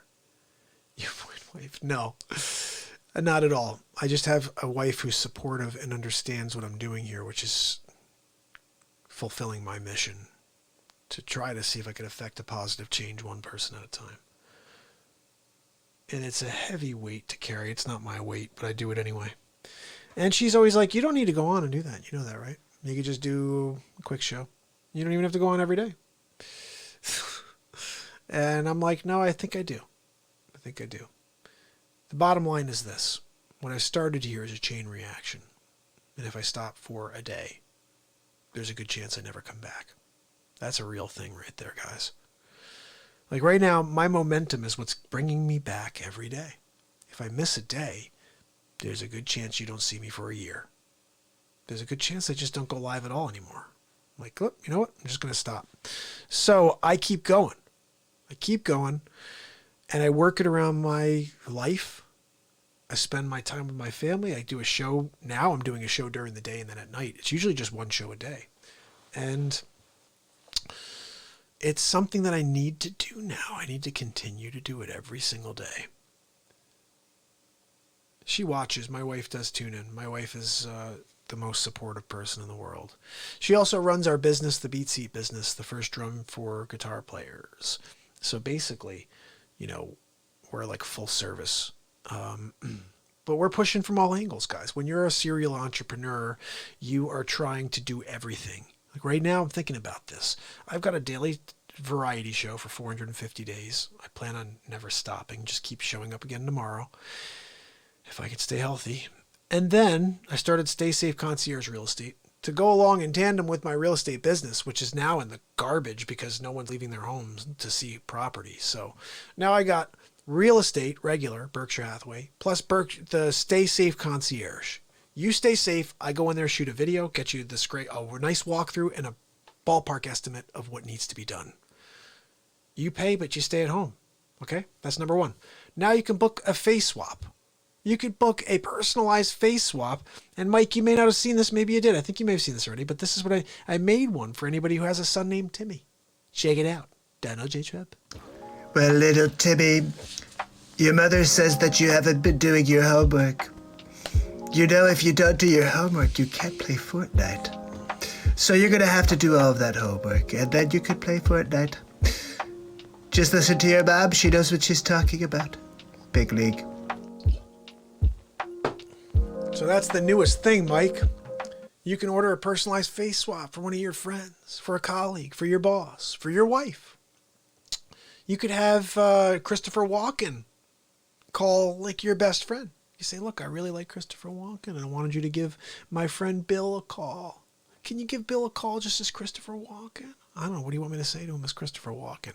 How about you tell him that he got that job that he was hoping to get? Really? You want me to say that as Christopher Walken? Bill, it's Christopher Walken. Look, I wanted to let you know you got that job that you were hoping to get. You landed it, man. You did it. You're a great employee, and we're looking forward to having you in the mix. Just do me a favor. Don't tell your friend Randy that I called. He doesn't want you to know. It's a surprise. Christopher Walken out. Guys, my aunt, Butch, your great-granddaddy was in World War II. I met him. He got this watch from his great-granddaddy, Dane Coolidge. Dane Coolidge was in World War I, shot down over Hanoi. He gave his watch to a wingman named Wanaki, a man he never met before, a man he trusted with his watch, his life.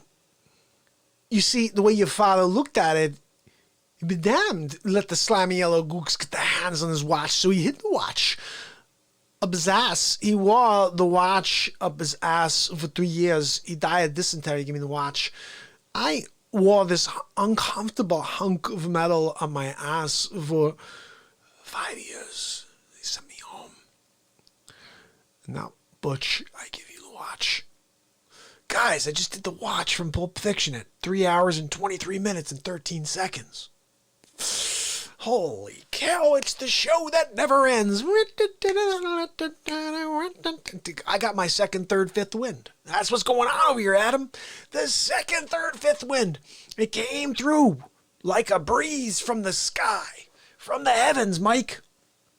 So basically, look, I'm here with you for hour 3. I almost feel like we should go back on, you know what? I'm bringing in my people from Instagram for the third hour. How about that? I don't even think anybody's going to show up, but you know what? Maybe they will. I'm not sure if anybody in California is on. It's a pretty late night. Anybody going to join us over here on Insta? And then you could join us over on YouTube and Twitch and everything else. Who's on? Say hello. Let's catch up over here. And hour 3, going towards hour 4. Is the 4 hour cutoff? Is that where it is on Facebook? I'm pretty sure on my network for Restream, I can do something where I can go for 8 hours. So to your point, Adam, when we get to day 500, it may be an 8-hour show. I'm just telling you. Just letting you know now. Maybe an 8-hour show. And my second, third, fifth wind is pretty severe. I'm just saying. Like, I don't ever run out of energy, apparently. I did for like 2 seconds. And then all of a sudden, second, third, fifth wind. It's back. I'm just like, I'm going to take it. I'm going to go. Yeah, I'm not sure if anybody's going to tune in over here on Insta. What times am I on? So basically, Mike, I go on 2 times a day. I try to go on around 1:30, but it's usually been around 3. So gone between 1:30 and 3. If you go to YouTube, though, and subscribe and ding the bell there, it will notify you every time I hit the air, which is totally awesome. Adam said the show duration just surpassed the extended director's cut of Fellowship of the Ring. That's impressive, because to beat a Lord of the Rings film with an episode of Real Talk is something I never even strived to accomplish, and we accomplished it this evening. And for the award for longest show in an evening during the coronavirus, it's Mark Pyre's Real Talk. Oh, thank you so much. Hold on, where is it? Thank you. Thank you so much. I really appreciate it. I just wanted to thank you all for this amazing honor to stand up here. Hold on, let me do this better. And it's an honor to be up here holding my coffee. This is my coffee. This is the award of choice when you've had the longest show during the coronavirus. They give you a coffee, and it's out. I need to go get another one. You may see Fauci when he comes back. No, I'm just kidding. I'm not going back out and coming back as Fauci. That's not happening. Yes, you gotta subscribe over on Ubi, because on YouTube, that's where we have Optimum. That's where we're rocking out over here. But yeah, if you go to YouTube, my brother, that's when they're giving you the notification. And when everybody, like I got Cross, who hasn't been on tonight or yesterday. I hope he's okay. I'm worried. He's in the city, and everybody's freaking out in the city right now. There's a lot going on because of coronavirus. So I hope Cross is okay. But Cross is always the first person on. Literally, I'll go live, and within seconds, Cross is on, like, I'm here. I'm like, they gave you the notification? He's like, yep. I'm like, yes. Mike, you're funny. Mike likes to throw little jabs out there to get you going. Look, you can't take me down, Mike. I'm here to bring you up. I'm here to connect with you. In fact, the reality is I've been live for 450 days in a row just trying to affect a positive change one person at a time. Maybe it's you today. Maybe it's somebody else who's on over here on Facebook or on Twitch or over on any other platform. But I appreciate each and every one of the people who tune into this program, whether it's for 30 seconds, it's for 5 minutes, it's for an hour, or Adam, who's been on since the beginning today, and we're on for 3 hours and 27 minutes and 40 seconds. That I appreciate so much. And honestly, I don't know what's ever going to happen with this show. That's why I love doing it. I don't know what's going to happen. Every day I'm bringing out something new. Today was Dr. Fauci versus Donald Trump. Did you see that, Mike? Yeah, I think you're right. That's what I got to do. I think there's only like 200 and I want to say 17 or 218 so far. So yeah, I got to get up over 1,000. I just started YouTube on day 318. So it's been 120 days. It's kind of a slow growth over there, but if you can head over and subscribe and tell anybody else who's looking for fresh content daily to subscribe to the Real Talk Show, I appreciate it.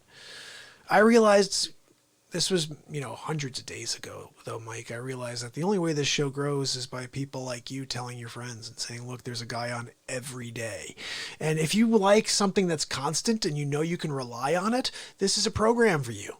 Whether you could tune in on a daily basis, if like no matter where you go, every single day, there is a fresh Real Talk. That's a powerful thing to just have in your back pocket. And the only reason I realized that is because a new client I met recently said, that's really cool. You do daily and you haven't missed a day for 400 plus days, because I love listening to this one sports podcast and they're only on Monday through Friday. And I can't stand when I'm driving and it's a Saturday or it's a Sunday and they're not there. I can't find them live, because the fact that you're live every day, it's something that someone can rely on, that no matter how bad things get, how good things get, they could tune in and find a Real Talk live program daily. It's a cool thing. Again, whether you're a fan of the show or not, it's something that you get to take advantage of and you could rely on. And all I ask is keep that in mind, because I'm going to keep showing up. I'm not going to ever stop doing this. My philosophy's changed. I used to say silly stuff. My wife thought it was silly. I'd say, I'm going to be live every day for the rest of my life. And she'd be like, that's so silly to say that. It sounds hokey. I said, I don't care how it sounds. It's how I feel. I feel like I got to come back every day and leave a message for the rest of my days. Go on vacation, I'm still doing an hour each day. I went to Florida last year, and the whole time I pretended I was just like, my wife was, we have this thing, we don't want to tell people you're away and all that stuff. So like, I went away and I just did my show. And I had some guests on. We did an hour each time. I remember walking in, they'd be like, you're on vacation. What do you do? You don't have to do an hour. You could go on for 5 minutes and just be like, hey, I'm doing a quick Real Talk. I'm like, no. My show is to go out there and let something out on a daily basis. Let something out of my soul that hopefully helps your soul. And then at the end, if you reward yourself or feel good because of that, I reward my soul. I get my energy and my happiness from seeing other people happy. I know that's a weird thing. Shouldn't be so concerned with other people. But I don't know. I've always just wanted to see people happy. I remember being in high school and I never wanted to be in a fight with anybody. I didn't want to have any enemies. I just wanted to get along with everybody. And I know that's a silly thing. You can't get along with everybody. But I hoped I wouldn't get hit in the Fauci with somebody's elbow. That was a thing. I was bullied when I was in 7th grade for a full year. Every single day, by not one guy, but 2 guys. And it's all because I spoke up when I shouldn't have. I was in a first day of art class, first week, and I see these guys picking on this little kid. I was a little kid, and I saw him picking on a little kid, and I just happened to say nonchalantly, hey guys, leave him alone. Hey guys, leave him alone. 5 words that changed my life for the entire year. These guys decided to say, yeah, okay, we'll leave him alone. We're just going to beat the hell out of you all year. And I was a small kid, guys. I was a small kid right through senior year of high school. I was the guy walking down the halls in senior high school. Again, I was friends with everybody. So I'd see the freshmen and sophomore. They'd be like, hey, what's up, Mark? What's going on? I'd be like, hey, guys, how's it going? The only senior still hadn't hit puberty. That was me. And I'm there. And the abuse, guys, in 7th grade, junior high. And Mike, you know what? You're in Jersey, right? This was in Toms River that this happened. I had 2 guys that would beat the hell out of me on a daily basis. And I would be just in the middle of Toms River East, Intermediate East. I'm sitting there in the hallway. There's A through G wing. I'm in A wing. All the kids I grew up with my entire kindergarten through 7th grade were not even in my classes anymore. They were in different wings. And the only time I'd see a friend was my buddy Mike Green, who happened to be in my art class. Mike Green is my superhero right there. I have this philosophy that we, throughout our lives, have superheroes that are there ready to protect us, to take care of us, to help us when we need it. And only when we need it. And it's never who you think it is. It's never the people you think it will be. And this is a great example of that. I happen to be getting pounded on a daily basis by these two kids. And the only saving grace I had was every once in a while, I'd be against the lockers taking punches against these guys. And it was so bad that the entire wing, A wing, would stand around and watch me get beat up daily. Just get pounded on.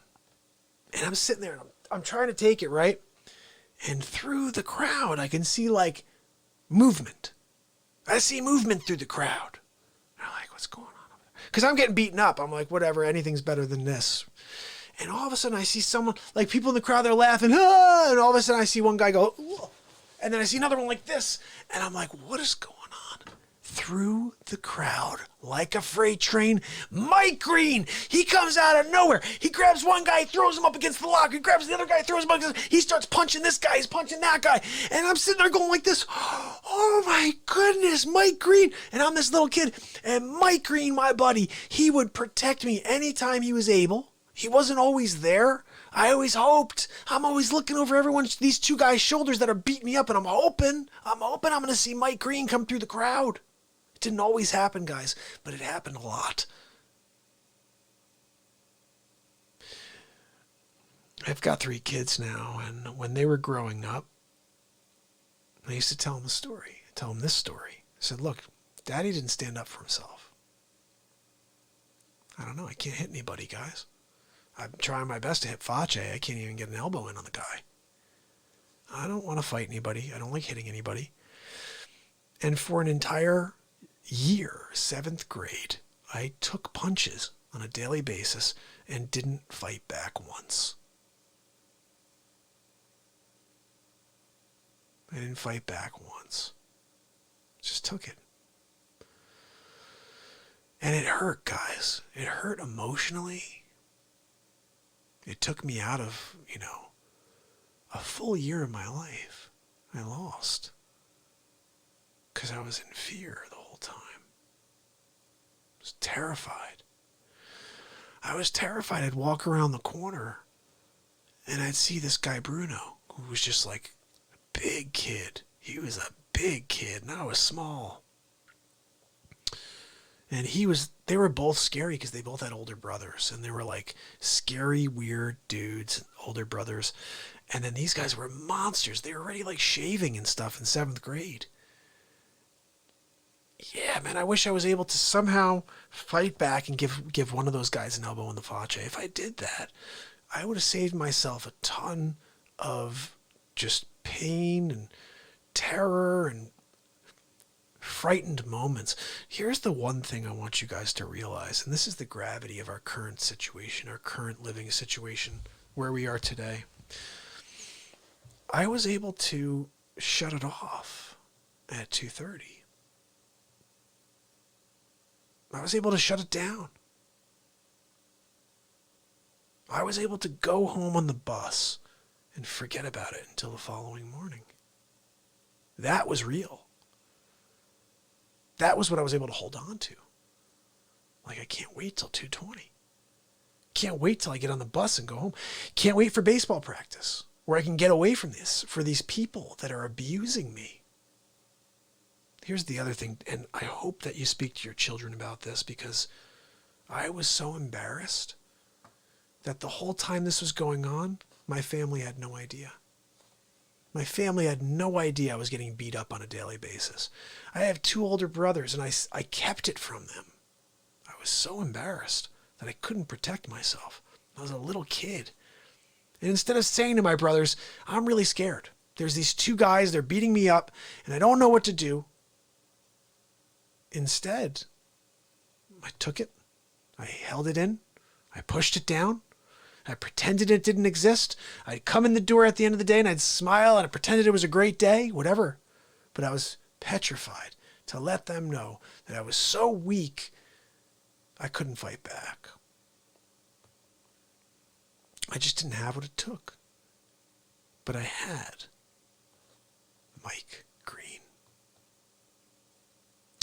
So something I want to share with you that I love is whenever I see anybody act out of character and show bravery. Because when I say out of character, is most people are not willing to do what Mike Green did. They're not. They stay in line. They'll feel bad for you. Maybe. Maybe they still laugh at you anyway. Who knows? But very few people will go to bat for you like Mike Green did. So keep that in mind. There are very few people out there that have your back, truly, 100%. Mike Green had my back. So now, anytime I see this happen, it's like a lesson. And now it's become like synonymous for any time someone does this. My son will look at me, he goes, Daddy, just like Mike Green. That's right, son. Just like Mike Green. And these are the things we're trying to instill in our children, right? We're trying to let them understand that everything's going to be okay and that there are people out there that'll look out for them when they can't defend themselves. That's what I had with Mike Green, my buddy. He's out in, I think he's actually in Pennsylvania now. I can't wait to one day catch up with Mike. But I talk about him often on the show. And he's my Facebook friend. He's my Instagram friend. And you guys should find him. He's a cool dude. Oh, you should have taken up weight training. That's what so Mike's in weight training. Yeah, Mike, I don't, you know, it's a funny thing that I think about what I do. My exercise is to come out here and put on a show every single day. And I think what's kind of interesting is this is kind of a silly thing, but I think I used to be, let's see, about 30 pounds heavier than I am right now. All right. And this is not that long ago. It was maybe, actually, I bet you if you scroll back to the first maybe 100 days of the show, I was at my former weight. And I just started driving, guys. I work all the time. When I'm not live with you, I'm building BeatSeats. When I'm not building BeatSeats, I'm selling real estate. When I'm not selling real estate, I'm doing something else, creating a new business. I'm trying to continue to drive towards an imaginary finish line in my head. And I know that doesn't make sense to anybody else. Like, what does the finish line mean? It's not totally laid out. It's more specifically and grand, like that we are just doing this consistently. And maybe it's like what Mike said, like getting to a point where I'm monetizing the show is when I'll feel like, okay, we're on the right track here. You know, we've been live for 450, just providing light. And, whoa, Mike's 6'6". Jeez, dude, you're probably knocking people out. That's crazy. I wish you were in school when I was there in Toms River Intermediate East. You could have helped with Mike Green, my buddy. Like I said, I just don't see many people that do that are really like all of it. Guys, I can't believe there's 3 hours and 41 minutes and 26 seconds. And it's 2:12. Oh my goodness. You know, I don't think I can do 4 hours. Like, let's see, that's another 18 minutes and change. Puts us at 2:30. Like, you guys are still with me, though, so I don't know. I don't think I can go anywhere. You guys liking this bonus real talk here? Adam, when was it that I said, I'm totally done, I have no more energy, and then we went into the second, third, fifth wind? I think it was at 2 hours and 28 minutes, 2 hours and 34 minutes, something like that. I think you're right. I got to go to 4. We got to stay live for another 18 minutes. What's that, like 2 more stories? Shouldn't be a problem. I do think it kind of interesting that I was trying to tell you guys this story. I'll get into it. When I was a kid, I had this vision. Not like some weird Nostradamus vision. Like, I had this vision that I would like see a lot of the world. Like, just remember thinking to myself, I'm going to see a lot of the world. I want to see it all. I just want to experience what's out there. I want to go to Germany. I want to go to Scotland. I want to go to Ireland. I want to go to Australia. I want to go to Thailand. I want to see everything and just see what's out there. Just experience the culture and society in different locations and the way people treat each other and the foods. And I never did any of it. You drink lots of coffee. I do drink lots of coffee. I drink I make between 30 and 60 ounces of coffee a day. I don't know if I drink it all, but I make about that much, two pots. That's my main source of energy, I'd say, and what I drink. I drink all day. I love coffee. I'll drink hot coffee. I just love hot coffee. It's so good. And I drip brew. I get real beans. I don't know if you guys are ever into coffee. You got to get real beans. You got to grind it as you brew it. I'm giving you tips. This is gold right here, guys. Okay, buy the beans. Go get a good grinder. Cuisinart makes a good grinder. Go get the grinder and grind your friggin' beans, okay, guys? Because it just tastes better. But no, I'm just going to go and get the pods. I'm going to go and get a Keurig. Keurig? How dare you? How dare you get a Keurig? You're going to insult Mr. Keurig. Oh, look, Mr. Keurig. I'm going to get some more of your Keurig pods. It tastes like crap. That's what I think of Keurig. That's Fauci, by the way, who's speaking about that, not me. Don't get mad at Real Talk for having that opinion. That's Fauci's opinion. He just happened to transmit it to me in that moment. Seriously. Now, where are you in Jersey, Mike? Where are you, brother? I just got to know, because there is a place in New Jersey that I miss so freaking much. And I really want someone to be like, oh, I know that place. I'll go there and stop and send you a couple of these things. Because I'll tell you, if someone did that, they were like, look, I appreciate what you're doing, Mark. You show up every single day. You're dropping positivity. You're giving us what we need, which is light, okay? And you really, really wanted this. And I'm only a couple minutes away. I figured I'd get it and ship them to you so you could eat them. I know it's kind of a crazy thing. I probably wouldn't eat something that someone else sent through the mail, but I'm just saying. Obco. Has anybody been to Obco? Close to Seaside Heights in New Jersey, Toms River, New Jersey, Route 37, Obco? No? Anybody know about this? Oh my goodness, guys, listen. Obco, the most amazing donuts on the planet. Okay, listen, I'm going to tell you about this. My father, he would go there every Sunday and he'd buy a dozen donuts. These donuts were like piping hot. They just came out of the oven. Oh my goodness. It wasn't just that they were regular donuts too, because I'm not really a fan of just a regular donut. Like, it wasn't that I liked their strawberry frosted. It's not like I liked their vanilla donut. What I liked was they had this donut that was called a strawberry iced donut. Let me explain to you what strawberry iced is. Okay, first of all, it's a cinnamon donut that is so warm that it almost binds your hands. It's so warm you feel like you can warm your family with it on a cold night. That's how warm this donut is. And you take, oh my goodness, Mike knows Obco. Oh, Mike, I may have to come down and say hello to you, my brother, and get some Obco. It's at undisclosed location, can't tell on public app. Oh, so basically, I'll tell you about that too, because then we're going to get to our 3 hours like without a problem when I tell you why I left Toms River. So, Obco.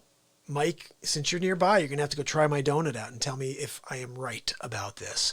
Cinnamon donut is warm as a car engine in the middle of a summer heat wave. And you got on top of it frosted... look, you go to a Dunkin' Donuts, they have frosted strawberry. That's not it. Imagine this. When I say strawberry iced, this is what they do. Just imagine. You take strawberries and you mash them. Go mash some strawberries into a bowl, okay? I'm going to mash them into a bowl. Okay, there we go. There we go. Now pour a crap load of sugar on that. Just like this, okay? Maybe you throw a little bit of that condensed milk in there. I'm not sure how they do this. I think that's how they do it, now that I said that. The greatest thing I've ever had in my life. So I had a client. I rented out a house to a client in Wilton, Connecticut. And she goes, you're not going to believe this, but I work in New Jersey and I drive past that exit like all the time. And I was like, can I ask you to do me a favor? She picked me up a dozen of those donuts. Now, here's the tricky part. And this is like, it's kind of like the nicest thing in the world, but then it also didn't work out to be the nicest thing. And it wasn't her fault at all. I didn't realize they make strawberry iced and strawberry frosted. She got the strawberry frosted. They were good. They were very good. but they were not the one that I was dreaming of for the last 27 years. I left there when I was 13, Mike. I'll tell you what happened. So it was simpler than that. This is the late 80s, early 90s. I left New Jersey in 1991, 92. And the bottom line was New Jersey took a huge hit, if I recall. Like early 90s, it was like a really, really dead New Jersey. And my father is a builder. And he came up to New Canaan, which is a great place to build homes. Really high net worth area. And he jumped in there in the early 90s and started building a reputation. He started working and creating a rapport with different people in town. And he was a quality builder. It's like cool thing about my dad is that, hold on, I'm going to turn this on. Cool thing about my dad is that he, very similar to, I take after my dad. My dad's an extremely creative person. So when he's on a job site and there's a set of plans in hand, he's almost like he's not an architect by any means, but he can look at a set of plans and alter them in real time and make it so much better than an architect would have made it. And he does about 2 projects a year. One of them is online right now. You can check it out. 147 North in Westport, Connecticut. 147 North in Westport, Connecticut. It's my listing. And it's a beautiful renovation. Here's a little cool side story. When we went to look at that property, my father was like, hey, I want to get into that house. Let's take a look at it. I called the agent, and this is what the agent said to me. Oh, we're not selling that house as a house, we're selling it as land. It's a knockdown. That's exactly what she said to me. I said, no, just curious, who told you it was a knockdown, or why did you determine that it's a knockdown? She said, oh, well, I had some people look at it. She goes, I haven't even been in it. She goes, just go look at the land and let me know if you guys are interested. I said, no, we're not interested in building a new house. My parents like to, this is my father and my mother. My mother's an interior designer. They're the perfect couple. They do this amazing work together. So I said, look, they like to renovate things. They don't like to knock down. They want to start with a nice set of bones and bring it to life. This lady said, I don't know what to tell you. We haven't shown the house at all. We've been showing just the land. I said, can you please just call your clients? Let them know. We'll be very careful. This is a builder. This is a building family. Okay, we're going to walk through gently, gingerly, and we'll make sure we're not stepping on any nails or whatever. I don't know what's going on in there. She said that she hadn't been in there. She goes, oh, be very careful. I won't even go in. She goes, I'm going to stay outside. You guys go in. I'm like, what the hell's wrong in there? What's going on? The people were just hoarders. There was just a lot of stuff in there, but the bones were ridiculous. The house was so solid. But a couple things, if you go and check out this house that weren't there. So you walk through the kitchen that you currently see, and in the back was like this weird, like screened-in porch that was disgusting. The ground was floppy, and it wasn't the ground, but it was like plywood based. It wasn't like a really nicely done thing. This place is ridiculous. Hardwood everywhere. Marvin windows. The cupola, it extends to the sky, and there's this rope lighting that shoots light up through the night sky. It's the coolest house. And the best thing about this house is it's an affordable buy. If we didn't hit the coronavirus here, that house would have sold. It's such a gorgeous house. Right now, no one's showing property. Everyone's staying in. Thank goodness, stay in. But you should be showing that property if you're going to go out as vacant, to go and show it with your client or with your agent. Honestly, guys, ridiculous. Okay, so they do a lot of really cool work. My father comes to Connecticut. He starts building. And when I was traveling the road, 147 North Avenue in Westport, correct. So when I was traveling, I'm on the road. Adam, we're at 352, my friend. We're 8 minutes away from the 4-hour mark. I cannot believe I'm about to do 4 hours. This is ridiculous. Completely ridiculous. Oh my goodness. It has to be a podcast now just because it's a first 4-hour show. And it's a 5-hour show. If you think that if I put the first part of the day, it's going to be 5 hours. I'm going to put the first part. It's going to be a 5-hour program. And we may not stop right at 4. Actually, you may get cut off on Facebook. You guys may get cut off in 7.5 minutes. Just letting you know. If that happens, I will see you tomorrow. Let me finish the story, though, for you quickly, okay? So my father's building in Connecticut. I am traveling the road as a professional musician, ready to sign a record deal with a guy who worked at Jive Records. And while I'm traveling the road, in between, I'd be working for my father. I'd be renovating homes, building homes, understanding the process, working with the customers, determining what valuation there was for work. And this is what's been beneficial to my clients as a real estate agent, is I provide value not just as a realtor, but I'm providing actual construction value, construction knowledge that costs time and money. Most people, here's what happens. They'll go and look at a house. They love the house. And they're like, oh, but you know what? I'm really not comfortable moving on this until I have a builder come look at it. But wait a second. What if someone comes along and just sneaks it out from underneath you? Well, I'm willing to take that chance. And most times they lose it.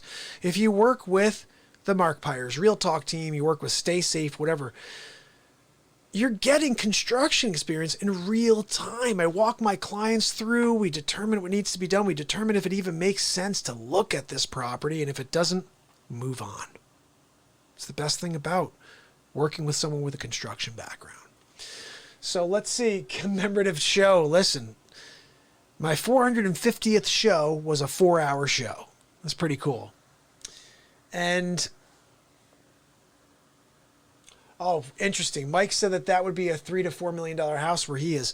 You know, there was a period of time, Mike, where that would have been a 1.7 home here. 1.750 for sure in Westport. But the market's shifted. It started to be a little more squirrely. And, you know, we put a good number on it. That was the other thing. I had agents through who came to see it, and they were like, this is a gorgeous house. You can go on in the 1.2s. I was like, we could, but we'd rather get a buyer and sell it. You know, I love it when people tell you, oh, yeah, you could get more. I'm like, really? Well, then where are your friggin' buyers? Oh, well, I didn't have any buyers. Just wanted you to put it out at a higher price so I could sell mine while you're still waiting to find a buyer for yours. It's a weird psychology that's going on in the real estate business.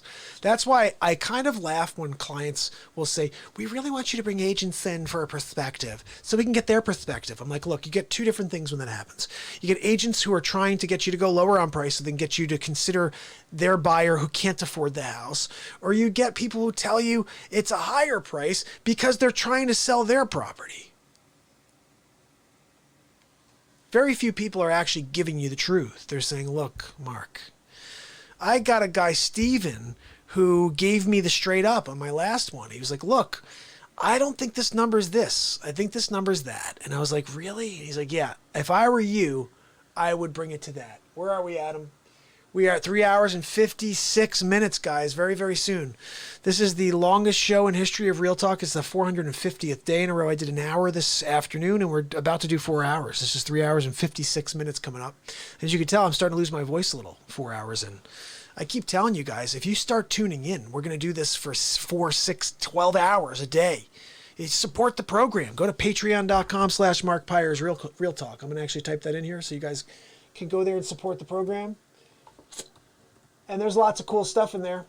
And don't forget, you can go to markpyersrealtalk.com and order your own personal face swap. The personalized face swap. Did you see Dr. Fauci and Dr. Evil? I mean, Dr. Fauci and Donald Trump from earlier? Mike, you saw it, right? 5 more minutes left. We're getting close, guys. It's actually closer than that. We're 4 more minutes. Oh my goodness, 3 minutes, guys. 3 hours and 57 minutes we're about to hit. Holy friggin' heck. I can't believe this. Totally insane. You know what? I'm going to keep this live over here on Instagram as well, even though no one's on with us. Just so we have it official, the 4-hour mark being hit. Totally nuts. Anyway, I really appreciate you guys. And thanks so much for sticking on at the end here. Yeah, the cinnamon strawberry iced. Not the strawberry frosted. Strawberry iced. And they'll just ask them, say, do you have the one where you basically pound some strawberries in a bowl and throw a crap load of sugar on it, maybe some condensed milk? Do you have that one at all? Do you have that, maybe the cinnamon donut underneath and you put it on that? Do you have that? Is that something you guys have? They'll be like, yeah, we do. It's called an iced strawberry donut. Just don't get the frosted strawberry. Totally different donut. It's a Dunkin' Donuts donut. It's like, this tastes just like Dunkin' Donuts. And I'm not really a fan of Dunkin' Donuts, guys, to be honest. Their coffee tastes like crap. And their donuts are okay, but they're not Obco. Mike knows about Obco. Mike, have one for me, okay? I know that you're 6'6" and you're a weightlifter. You're probably not eating too many Obcos, but I'd like you to at least get one. How dare you? Adam, you're right. There's 3 hours and 58 seconds. My dad My dad is still flipping homes. Yep. Let's see. Oh, there you go. I can't believe this, guys. Holy cow. 3 hours and 58 minutes of real talk. I'm pretty sure that Facebook cuts off at 4 hours. We're about to find out. And like I said, tomorrow I'm back. Double show. And this will be a podcast. I can't touch it at all. No editing. It's just going to go. We're going to drop it out there. And you guys have the first 5 hour real talk podcast. Holy cow, where are we? 3 minutes. We're at 3 hours and 58 minutes and 36 seconds. I literally, guys, this is so funny. At 2 hours and like 34 minutes, I said to Adam, I got nothing. Like I was in the middle of a thought and then I just was like flatlined. I was like, I'm done, dude. I got nothing. I said, what I really need is a second, third, fifth wind. And that led to this next hour and a half. I got that second, third, fifth wind, and we drove right to the 4 hour mark. And even now at 3 hours, 59 minutes, and 7 seconds, I'm about to do another 3 hours. Let's go, guys. I'm going to ride this thing back through. Let's go. I'm going to start it back up. We're going to end at 4 hours. I'm starting it right back up. You guys better be ready because I'm coming back at you. No, I'm kidding. I'm not. I will see you tomorrow, though. My favorite place in Florida happens to be where my in-laws live, and that's just South Florida. I love it there, and it's so nice. We could like to go there each year, spend time with them. Guys, just in case I get cut off, we're at 3 hours and 59 seconds and 30 and 40, 20-second countdown here. I'm going to just drop this in just in case. If we get cut off, I will see you tomorrow on the next Real Talk. 4 hour Real Talk. I'll drop it as a podcast. I appreciate you guys. It's Mark Pyers. And it's Real Talk. Here we go. Right now. Did it cut off? Let's see. Let's see. It's about 15 seconds left here. I'm going to stick on just in case. Let's see. Let's see if it cuts off naturally. I thought 4 hours is the cutoff. Let's see. It's still on? Let's see. Let's see. This should be the cutoff, right? It's still on. All right, look. We're still going. Mike, I appreciate you, buddy. Hold on, wait a second. Guys, this is still on. This is insanity. It's still going. Oh my goodness. Let your worries go and let your real talk go. Let your real talk go. Yeah, let the real talk show go. Let your real worries go. Let your real talk go. Said, let your real talk go. Let the show go all night. Won't you ever stop and sleep tight? Gonna play it though. Let your worries go. Let your worries go. Woo! Guys, I can't believe we're still on. We're officially at 4 hours and 1 minute. We're almost at 4 hours and 2 minutes. I don't know what to do now. I thought we were getting cut off at 4. Yeah, Adam said get some rest. I think you're right, buddy. I think we got enough in. We did 4 hours. Now, what would be interesting here? I think I did 52 minutes earlier today. So maybe at least get to the 4 hour and 8 minute mark. So we're at a full 5 hour show for the podcast. Is anybody going to listen to a 5 hour podcast? I mean, seriously, guys, this is completely insane.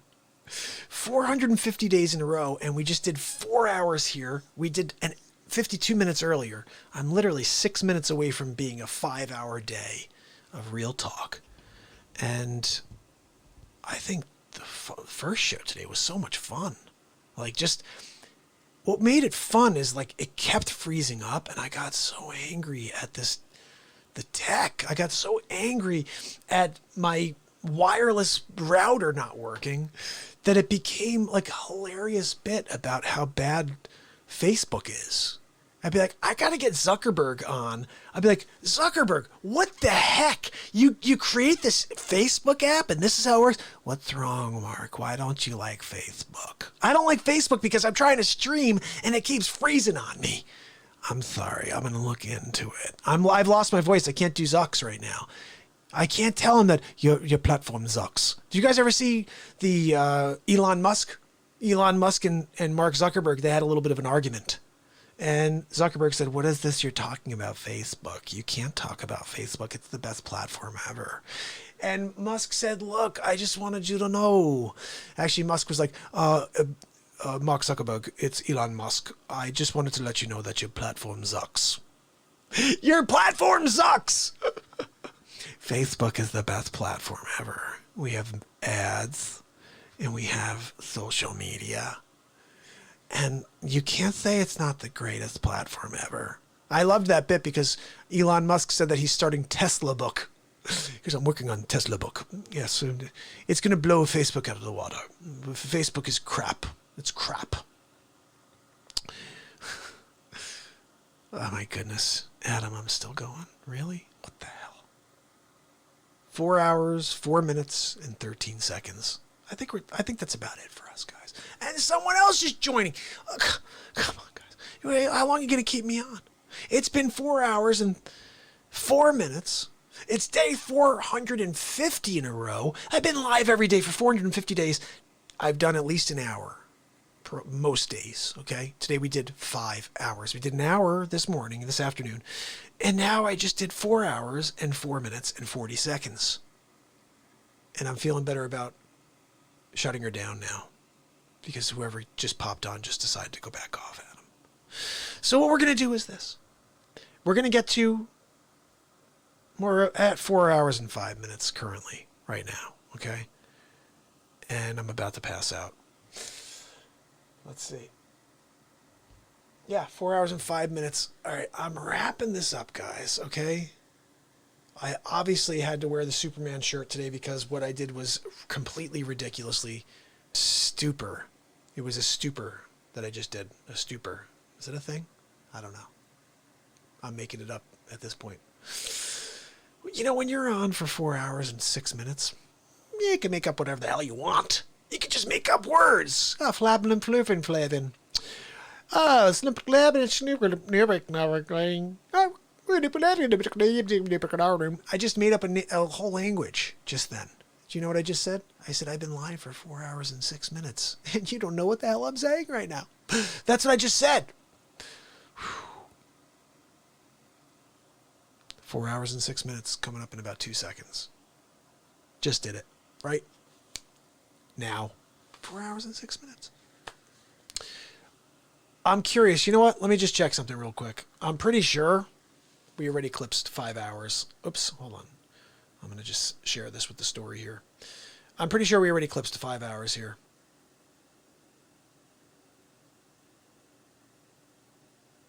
Your sister's girlfriend wants to buy your house?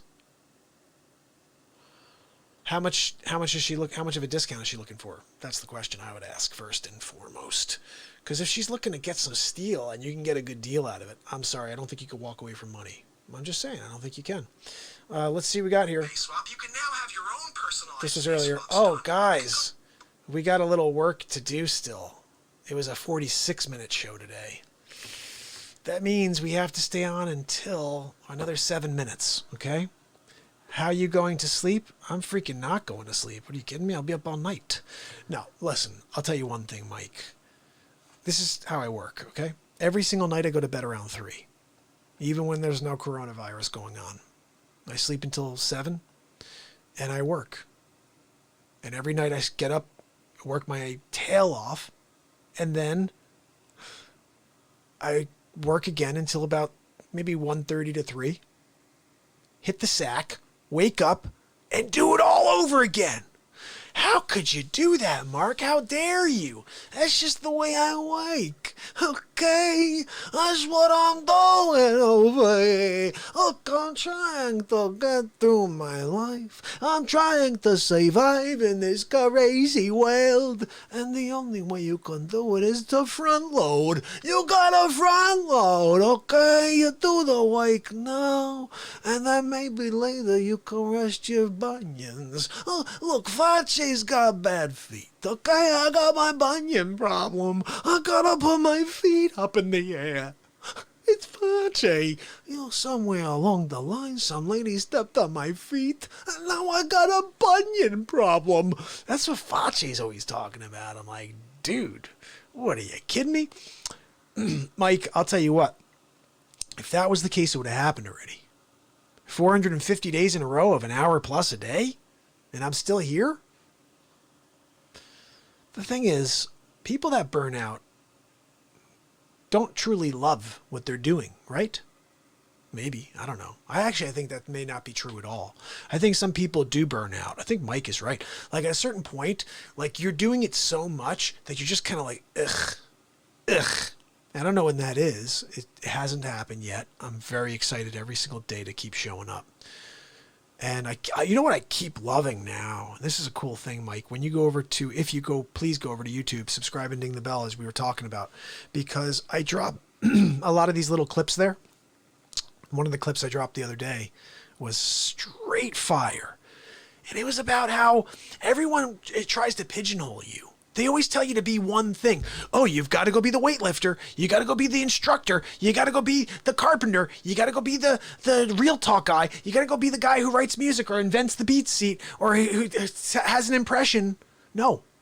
I am everything that I want to be. I will become anything that my soul wants and needs me to be, and I won't stop until I become it, because that's what I'm meant to do. That's what you're meant to do, is to find that uniqueness and bring it to the surface. Show it to the world.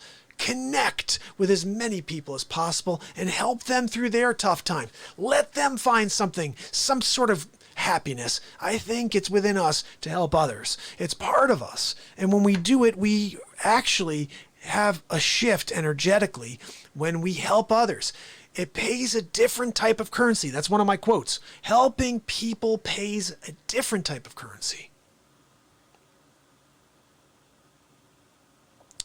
What, bad for health, my immune system? You're saying for me to stay up this late, keep doing it for this long? 4 hours and 10 minutes? You think that's too much? You think it's too much of a show? You're most likely absolutely right. It's way more a show than anybody should ever put out there. But it's day 450, buddy. Tomorrow will probably just be an hour and a half, and then an hour and a half. We'll do 3 hours. We won't do 5. We just did 5 today because it's day 450. This is a very special day, Mike. Yeah, I mean, look, not every day. I'm joking. Like, I don't stay up 20 hours every day. I try my best to stay up 21 hours every day. Like, I really only need 3 hours sleep, Mike. I mean, come on, let's be honest. How much sleep do we really need? Oh, I'm trying to keep myself healthy. Oh, I'm going to sleep for 19 hours a day. How much were you alive? I was up for 4 hours a day. I stayed up for 20 hours. I go to sleep for 20 hours. I get up for 4. Oh, my goodness. Look, I got this beauty sleep going on. Everybody else. Everybody else is fooling themselves. Oh, they're staying up. Oh, look at them, they're staying up. I'm sleeping it off. I can't wait till I meet St. Peter. Oh, how'd you do? How was your life? Oh, it was fantastic. I slept it all, the whole time. You did? Did you do anything fun? Did you go outside? No, I slept the whole time. The whole time? No, I went out to the store to get things. That's something I did do. Oh, you did? That's great. You're going to hell. You didn't even live a life. First of all. Secondly, when you get to the end of your time, whatever it is, if it's today, tomorrow, it's the next day, whatever it is, I want you to look back and have moments. I want you to look back and say, look, I lived, I experienced, I found something. I found something for me. I found something that is true to me. Remember that the world is expecting you to find something, but then they're also telling you to go out there to look. It's not out there, guys. It's right inside of you. It's right inside of you. Saul Rosenberg. That's right. I get my shoes and glasses, so I have them. Oh, I'm sorry. It's Saul. It's Saul Rosenberg. Oh, I'll get my shoes and glasses.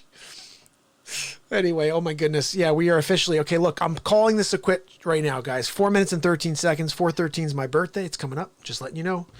I will see you guys tomorrow on Real Talk 451. I so appreciate you and all the support. Looking forward to tomorrow. Holy cow. This is a 4 hour and 13 minute show. Literally, we did a 5 hour day. It's Real Talk. I'll see you tomorrow. Have a great night. Let your worries go.